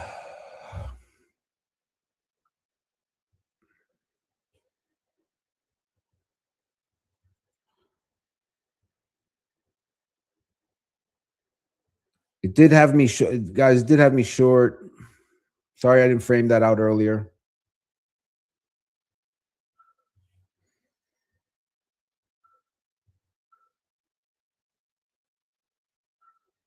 It got the first target off at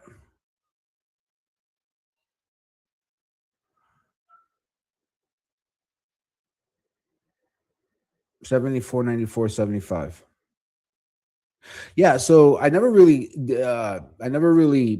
worried myself with getting too much of a social media following, but now since we decided, the decision was kind of framed around us being able to add more value to different traders and so on.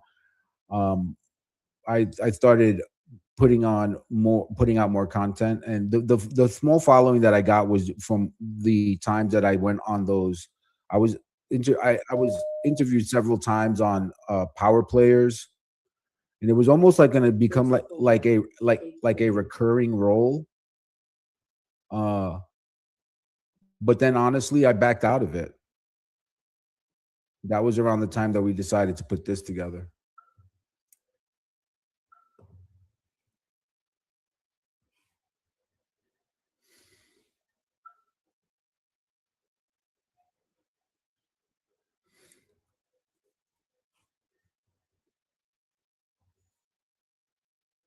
Thanks, Sam. Thanks. Hey, Sam, where are you joining us from? Easy Money says must have worked. What do you? Can you be a little bit more specific? I don't follow. Yeah, no, the short. It got the first target off, and then it closed out. So it was. So here's the issue, right? I'll show you. It's in MES here. Let me switch it over.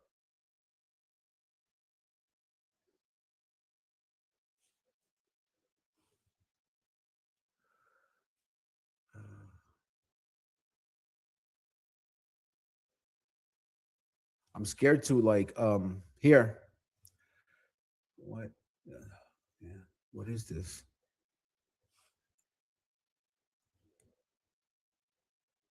So MES short and because it was on the 810 setup right up here,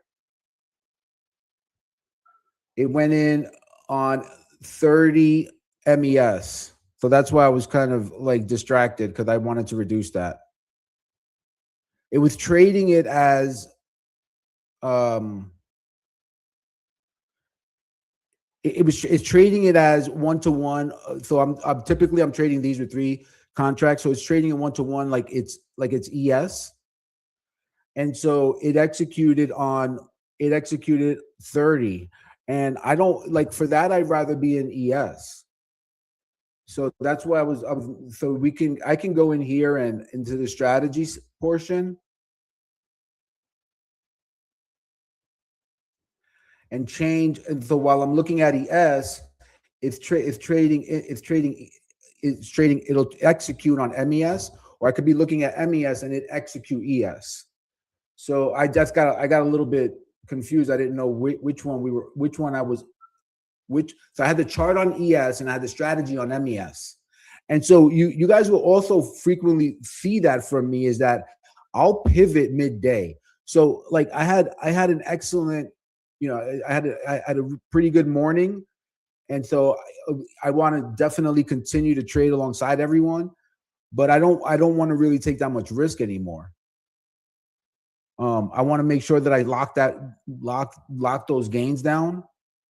And I just in these accounts that I'm trading right now, which are the Pitbull accounts, I just took out I just got 4 payouts.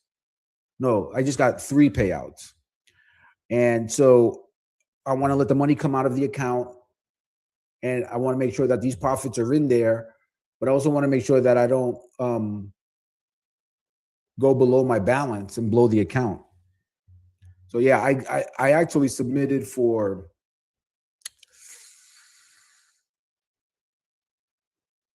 I got paid on 6, 3 Pitbull accounts and 3 other accounts.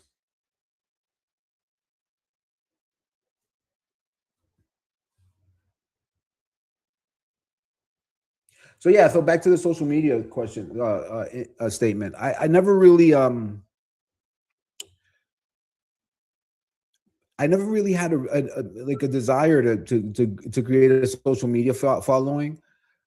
I truly believe you have to spend a lot of time on there to kind of develop that following and so on. And I just never had time for that because I trade in the morning, mostly trade in the morning, and then I would go, and then I developed a lot of real estate. I developed real estate, and I would do that in the afternoon. Um, and so I just never had the reason for it. And then about when interest rates started rising, I started fading out of the real estate game. And I'm still looking at deals, but not as aggressively as I did before. So just case in point, when COVID hit, I was overexposed, and then interest rates went up, and I was able to get out of all of it well, but when you're a real estate developer, it's an 18-month commitment, right? So you're laying out an investment, say right now in May of 2022, and your return on that, your return or your exit on that isn't until, let's see, November of 20. So it's 26. It would be November of 27, right? So it's like a 16 to 18 month commitment, and during that window, that's a lot of risk. So anyhow, back to trading. I never really had a need to develop my social media profile. And then there's a lot of nefarious characters out there, but there's also some good ones.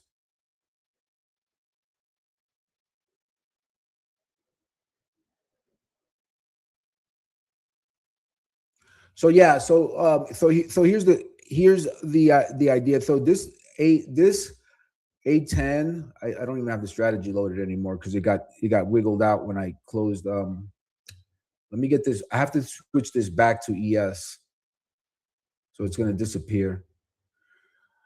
I'll bring it back up in a minute. So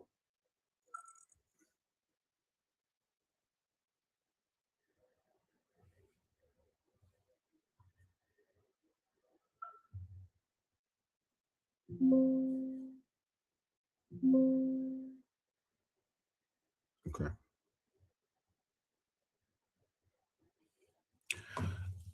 Let me get it back. Let me monitor it on this one. Let me just switch the account number out. Again, I don't have any problem sharing any of this information, and I'll in the issue, in the interest of full transparency, I don't want to show my account numbers, but but I'll show you my P&L. I have the one loss trade. There's my P&L on screen. Okay, you can see it right there. Wins and losses, good, bad, the ugly. So anyhow, back to what we were talking about. Let's take it back to the market.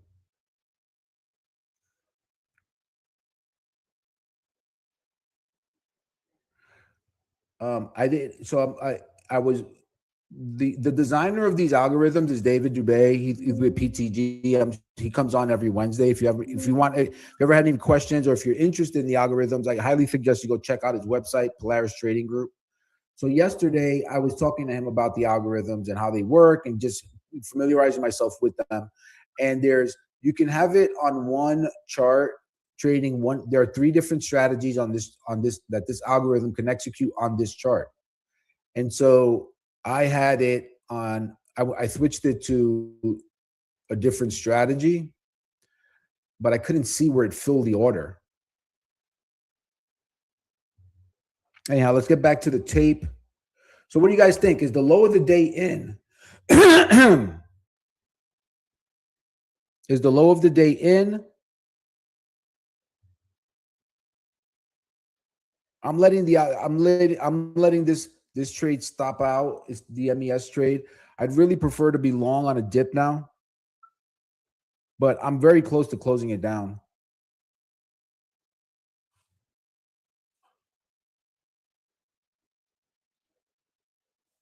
Yeah.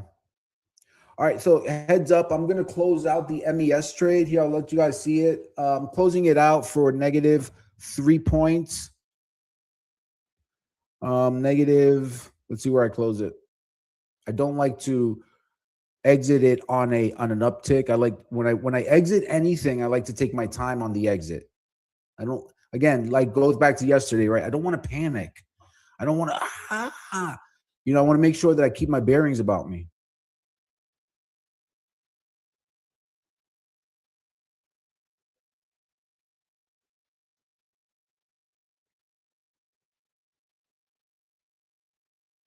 All right. So what I'm trying to do is I was trying to make sure that the delta divergence that there wasn't going to be a delta divergence in my favor. So I'm going to take, let's see, negative 3. We'll just let it exit there. Let it hit the stop. Let the stop take me out. And then what I want to do is I want to let this same one, right? I want to let this same algorithm, I want to let this one get me long on a dip into the 12 o'clock high. Because now we have the AM low behind us. We have the AM low under us.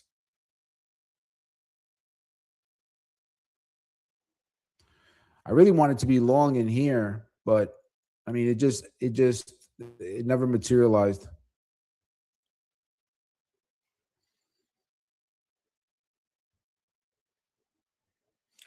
And then this one, let's see what the A7 would do. All right, I'm out of that trade. Heads up. The A7. And if when that trade stops out, it'll be a negative like 4 points on those 8 MES. Negative 4 points on the 8 MES. So let me see. This is the A7. This is the A4. This is the A10.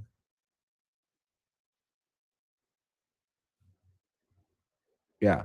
No, I'm going to trade this one here.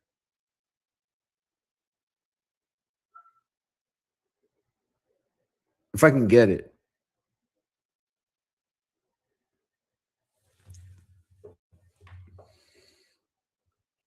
CB says that's annoying. Yeah, there was a lot of stuff that was annoying, but I don't know what. Let's see. Sorry, you guys on socials. I haven't really checked on you guys yet.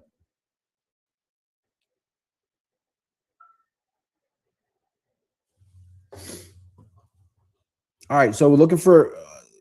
So here's the issue. Let me look at the trade plan. What do I have in this area? I'm not really interested in attacking this market anymore today, but I am interested in.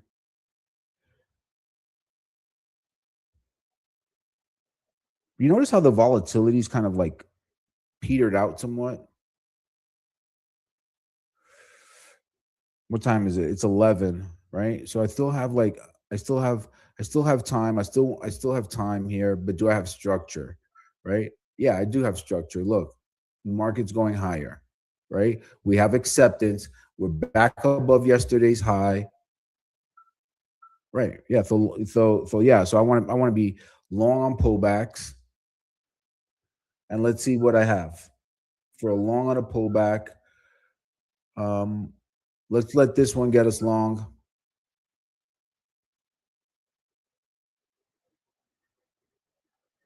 I'll let this one get me long. And I'll let the A4 get me long.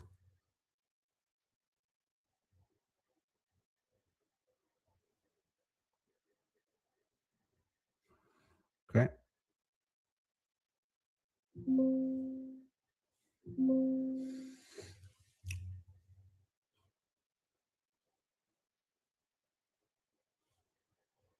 Let me see where if I could take any point and click trades. Where's the continuation long? Okay. Yep. I can take a continuation long trade. Heads up. 70.47. I need a pullback though.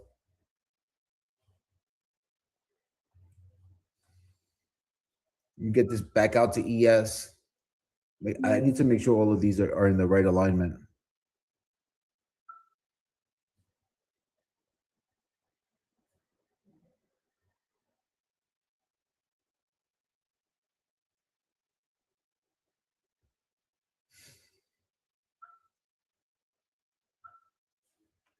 All right, quick.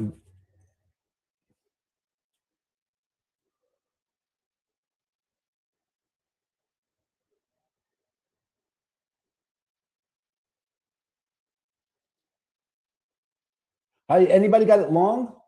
Did anyone get it long?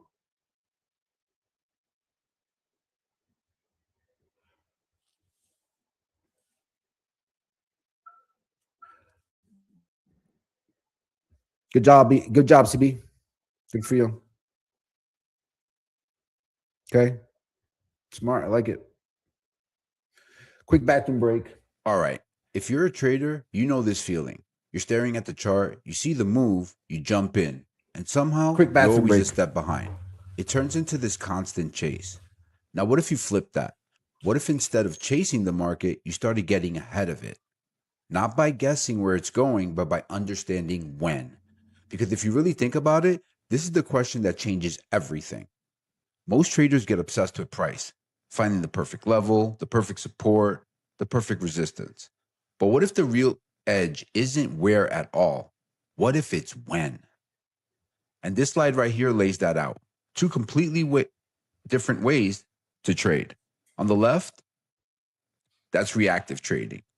That's chasing price. That's relying on indicators that lag. That's making emotional decisions in real time. We've all been there. On the right, that's the different game. The anticipatory trading, that's calm, that's structured, that's proactive. Because now you're following a roadmap based on time. It's the difference between being a passenger and actually being in control. And this is why it matters. A good trade isn't just price, it's three things: price, level, and time. But most traders are trying to win with just the first two. And that's why everything feels inconsistent. Time is the missing piece. But here's the reality: the market is not random, it moves with rhythm. There's a flow to it, a schedule, patterns that repeat.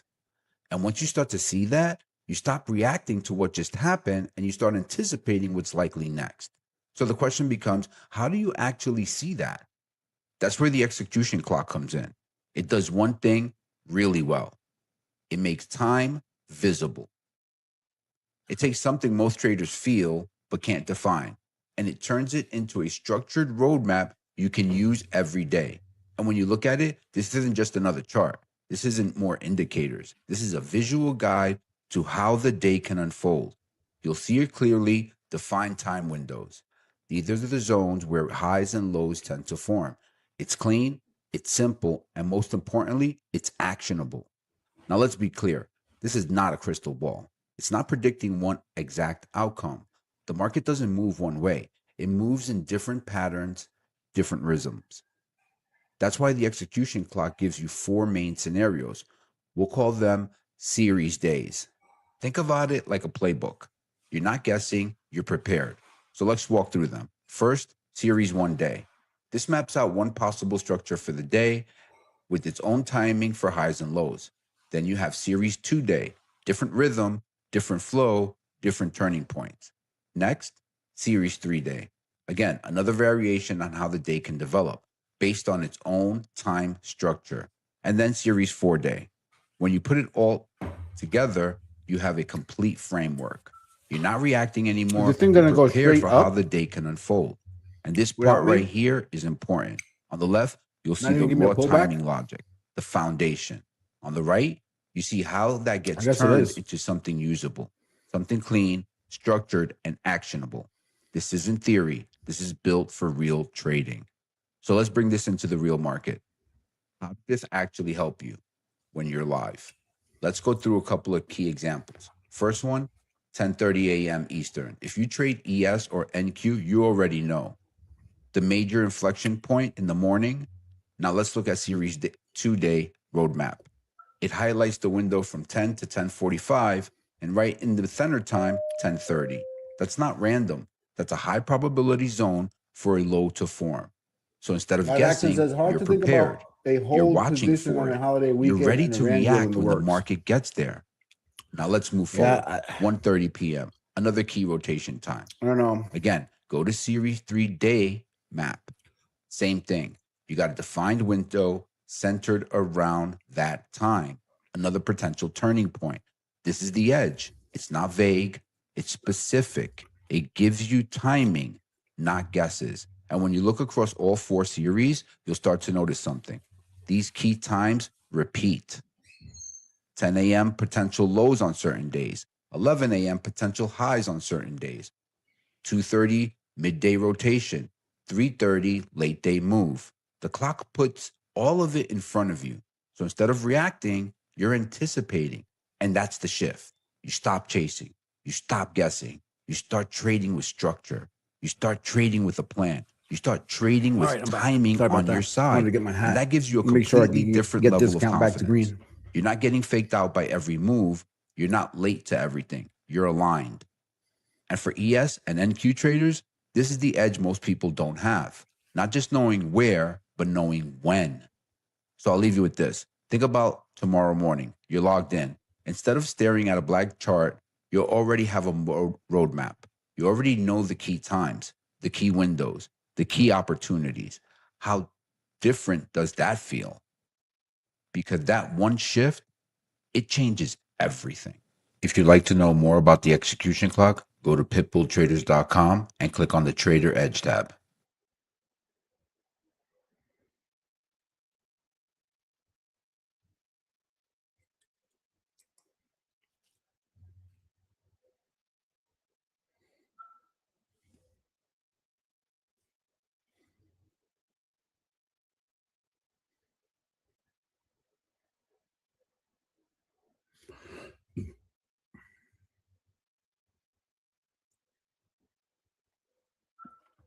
Bruce F had the target of 75.10.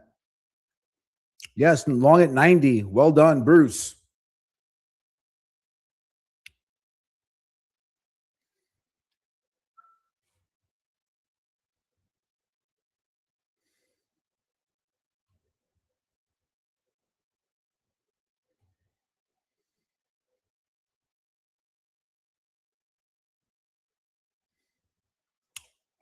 I might switch over the ATA, switch it to a time-based entry as opposed to tick.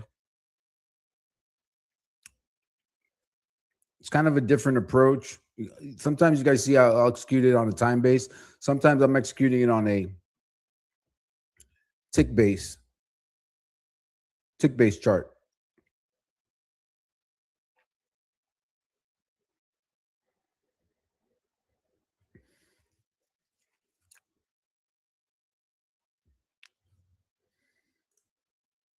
Yeah, do we get?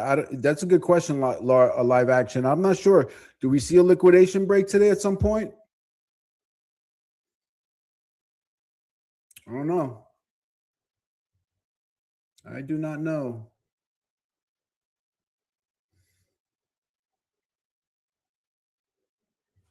It's pretty bullish, though. You would think that.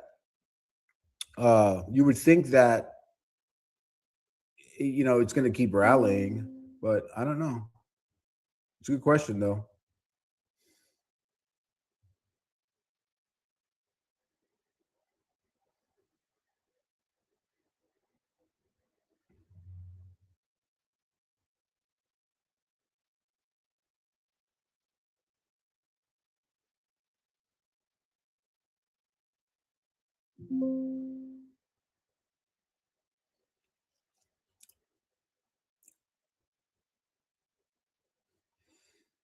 We're back above 74.94. Let's see, what is that high? 74.99. What are we trading? 75.04. What's the area?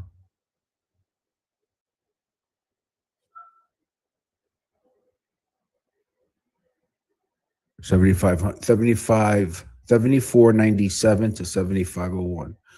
74, yeah, 74.96. Okay. I'm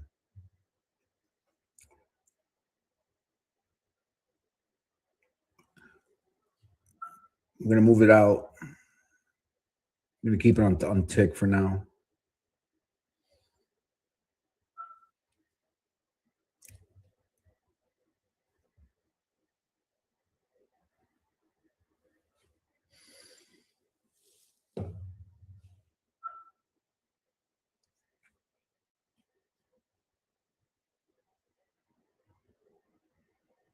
I'm thinking about expanding this out, putting this in here.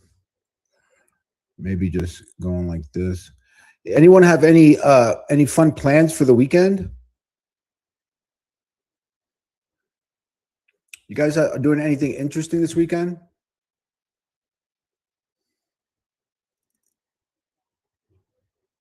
It's Renee's dad's birthday this weekend, so big shout out to Renee working for us in the background, keeping the wheels moving. Thanks, Renee.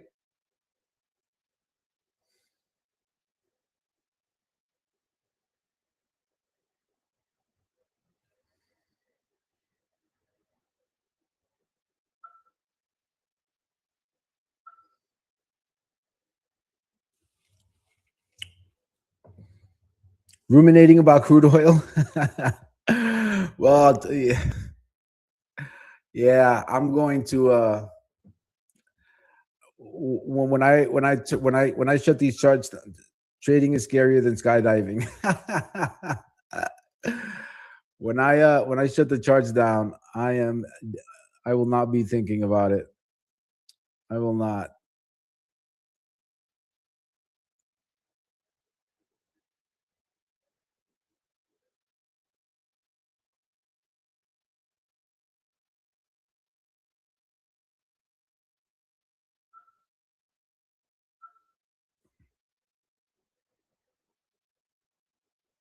Yes, CB, they open on Sunday night at 6 p.m. They also for you folks that like to prepare early, there's a great show on the Pitbull Traders YouTube channel on Sunday nights. It is at 5:30. Trey comes on and he does his weekly outlook. And Trey's really great about giving us like broader, higher time frame, swing trade type perspective. Really, it's really interesting, really good to frame out the week. Again, I highly suggest you check it out. I know I watch it. It helps me. It points out things that I'm not seeing, and I think that's a really important part of this.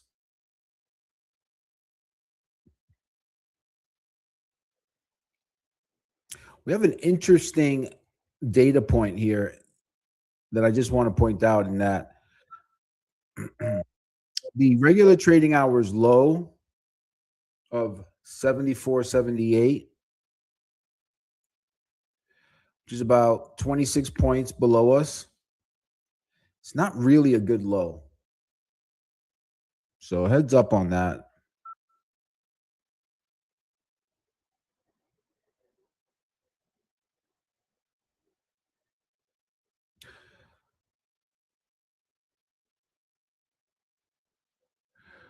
Anna says she's traveling back to London from Greece. Nice, Anna. So Anna. Are you from London?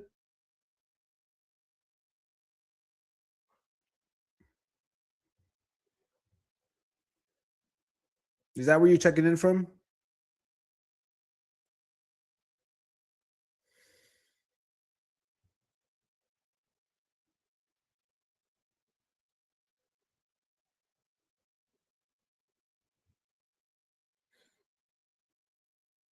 I'm going out of town this weekend too.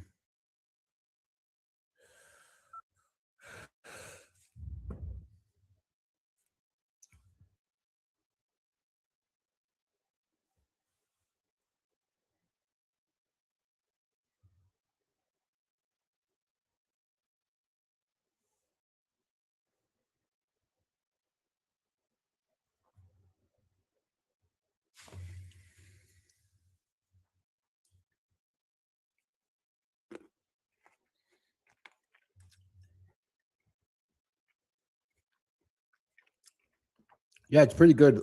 It's pretty good. If you have the time, check it out.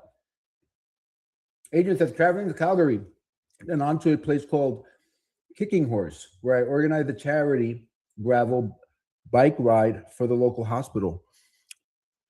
Oh, it's super interesting, Adrian.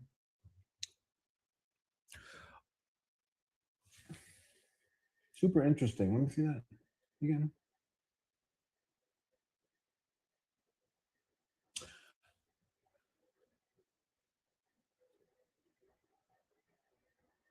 Gravel bike ride for the local hospital. Ah, okay, and it's from the UK. Checking in from the UK. Nice, good stuff there. Um, my, I'm originally from New York City, and I often said that London was. I've been to London, and it's like the one place that's. It's hard to find places that are like New York, except London.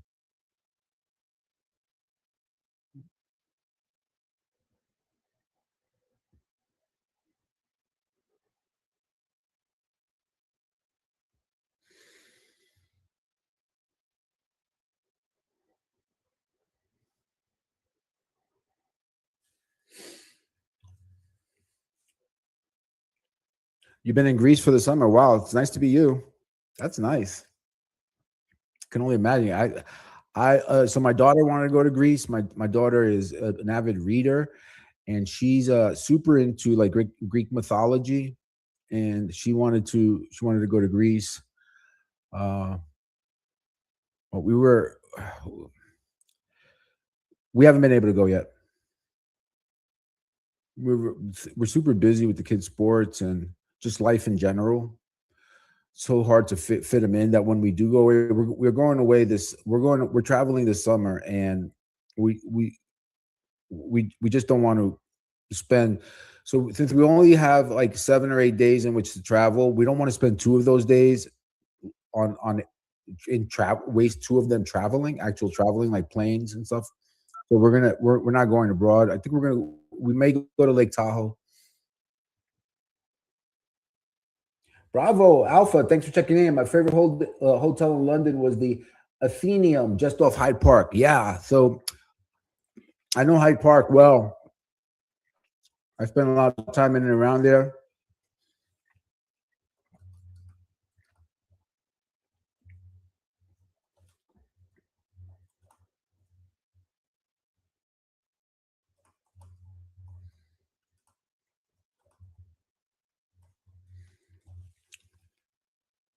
Spent a lot of time there. So my wife is a fashion designer, and we used to go often to um, Bravo and Anna. So we used to go often to like shop on Orchard and that stuff, and you stay right outside there. I don't remember the hotel we used to stay at, but it was in that area. It was just off Hyde Park.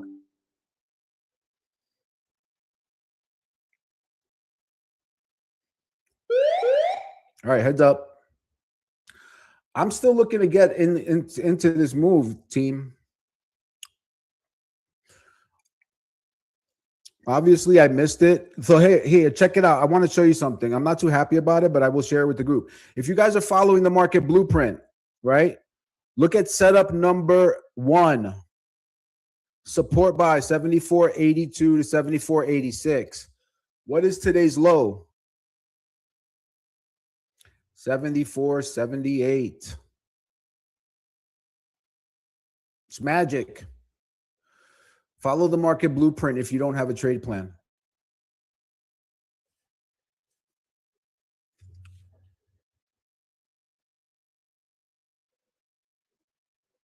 The market blueprint is it's probably I've been drafting a trade plan every day for 15 years, and it's gotten better and better. When you do something that long, obviously, we're all about steady improvements around here, right? And so that's been just a culmination of it getting better and over time. Like there's been all different kinds of trade plans that I've put together.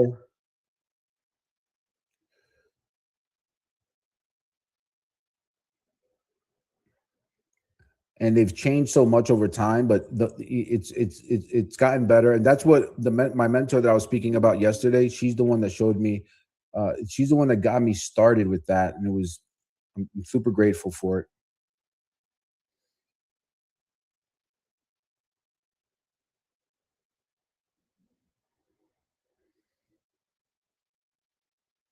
Gosh, I should show you guys some of the old trade plans.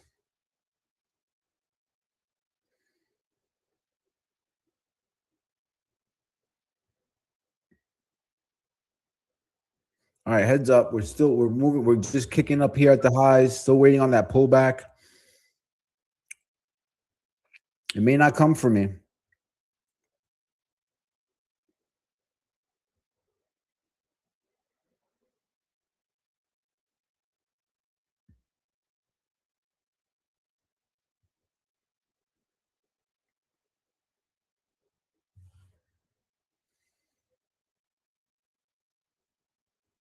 What?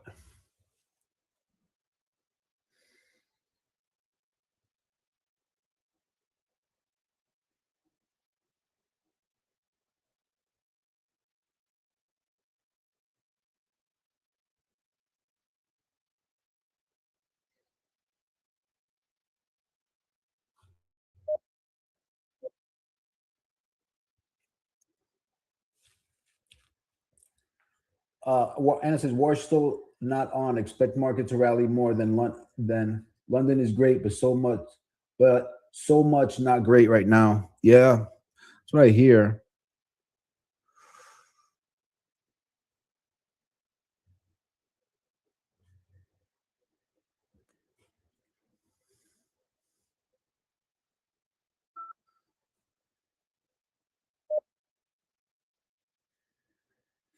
Good job, Oz. Thanks for the heads up. Thank you. London closes in 7 minutes, guys. UK closes in 7 minutes. Heads up. We could see some type of a vol spike there.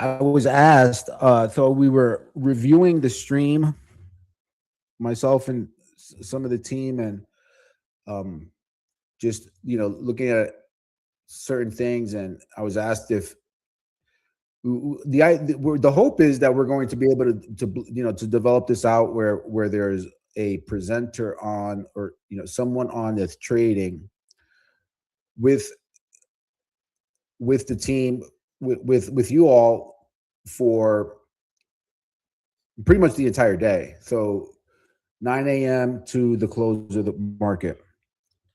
But in order to do that, we have to find the right people, right? They have to be able, they have to be knowledgeable, be able to. They need, first and foremost, they need to be traders. They need to be good traders. And then I was asked, hey man, why don't you do it? Why don't you stay on, from 9 a.m. to 4 p.m. Live Action says my friend's wife is a fashion designer. She used to do work for some top designers. She owned a clothing factory in Russia and is now in Westchester, New York. Interesting Live Action. Yeah. So my wife, my wife's clothing line is in it's in the U.S. She's in so she does volume-based business, and her lines are in some of the bigger discounters. Like in the U.S., there are certain discounters called the Ross stores and Burlington and Bell's. colds. So that's where her line is.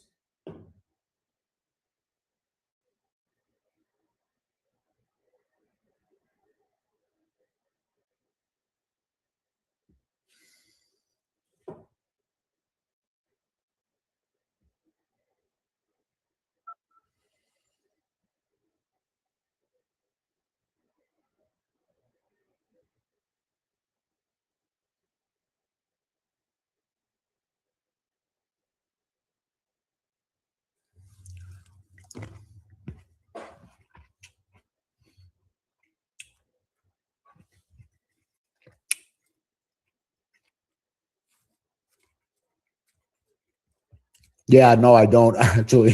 CB, I'm the worst at that. Forget it. The good part about when your wife's a fashion designer is that she buys my clothes. She doesn't buy my clothes, but yeah, she goes out and does the shopping for me. I tell her what I want, and since she's out there in the stores shopping competition and seeing the trend and checking out the trends, I don't have to go, and I hate going to the stores. So it kind of worked out.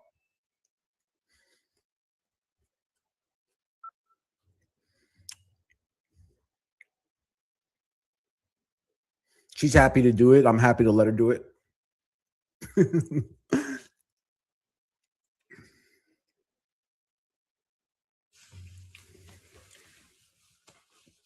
So yeah, so I was asked if I would be able to stream.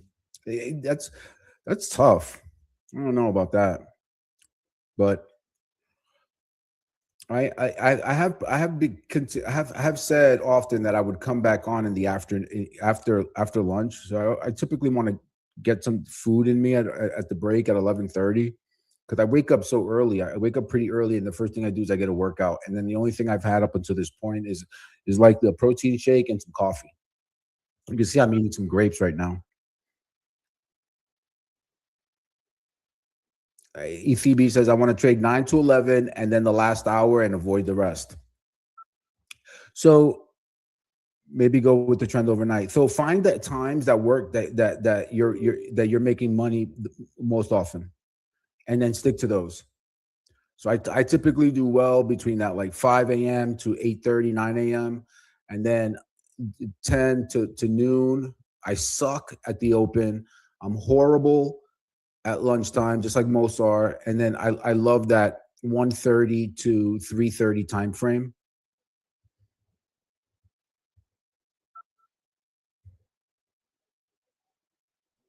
Yeah, there is. I forgot what the statistic is, but it's something like there's a large percentage of the gains in the S&P are like something like 36% of the gains in S&P are overnight.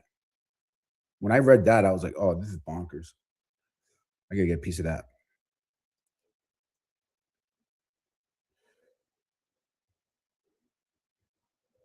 But I know others that won't touch it, and that's fine. If you're not good at it, don't do it.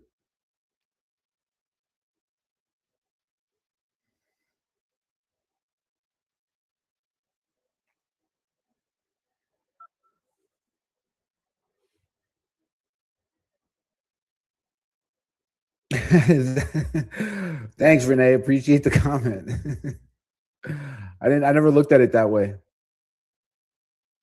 So there's one. So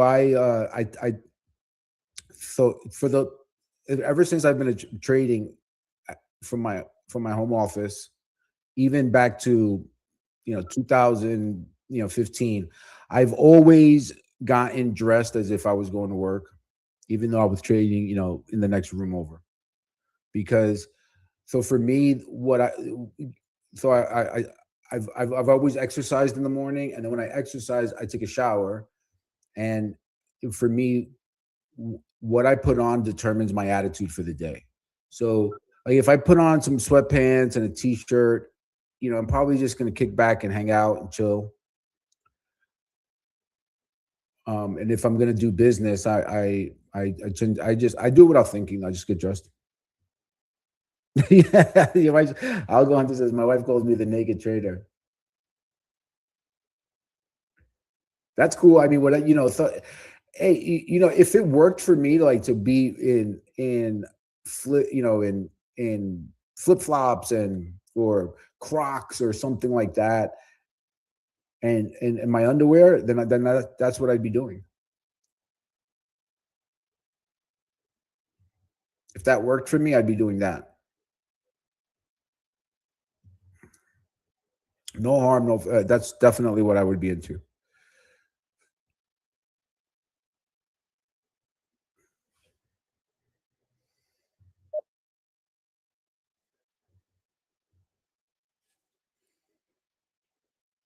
Yeah, take care, live stream. Thanks for joining us. I'm done for the day. Third live stream. Great AM session. Thanks, Manny. Appreciate you, live stream. Appreciate the support.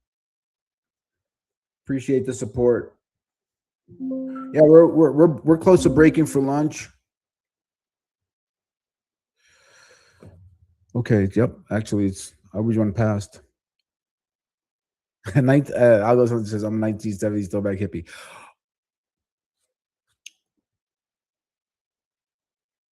All right. I was hoping to execute another trade, but it just didn't pan out. All right, team. That's going to call it for me for the morning session. Although I will.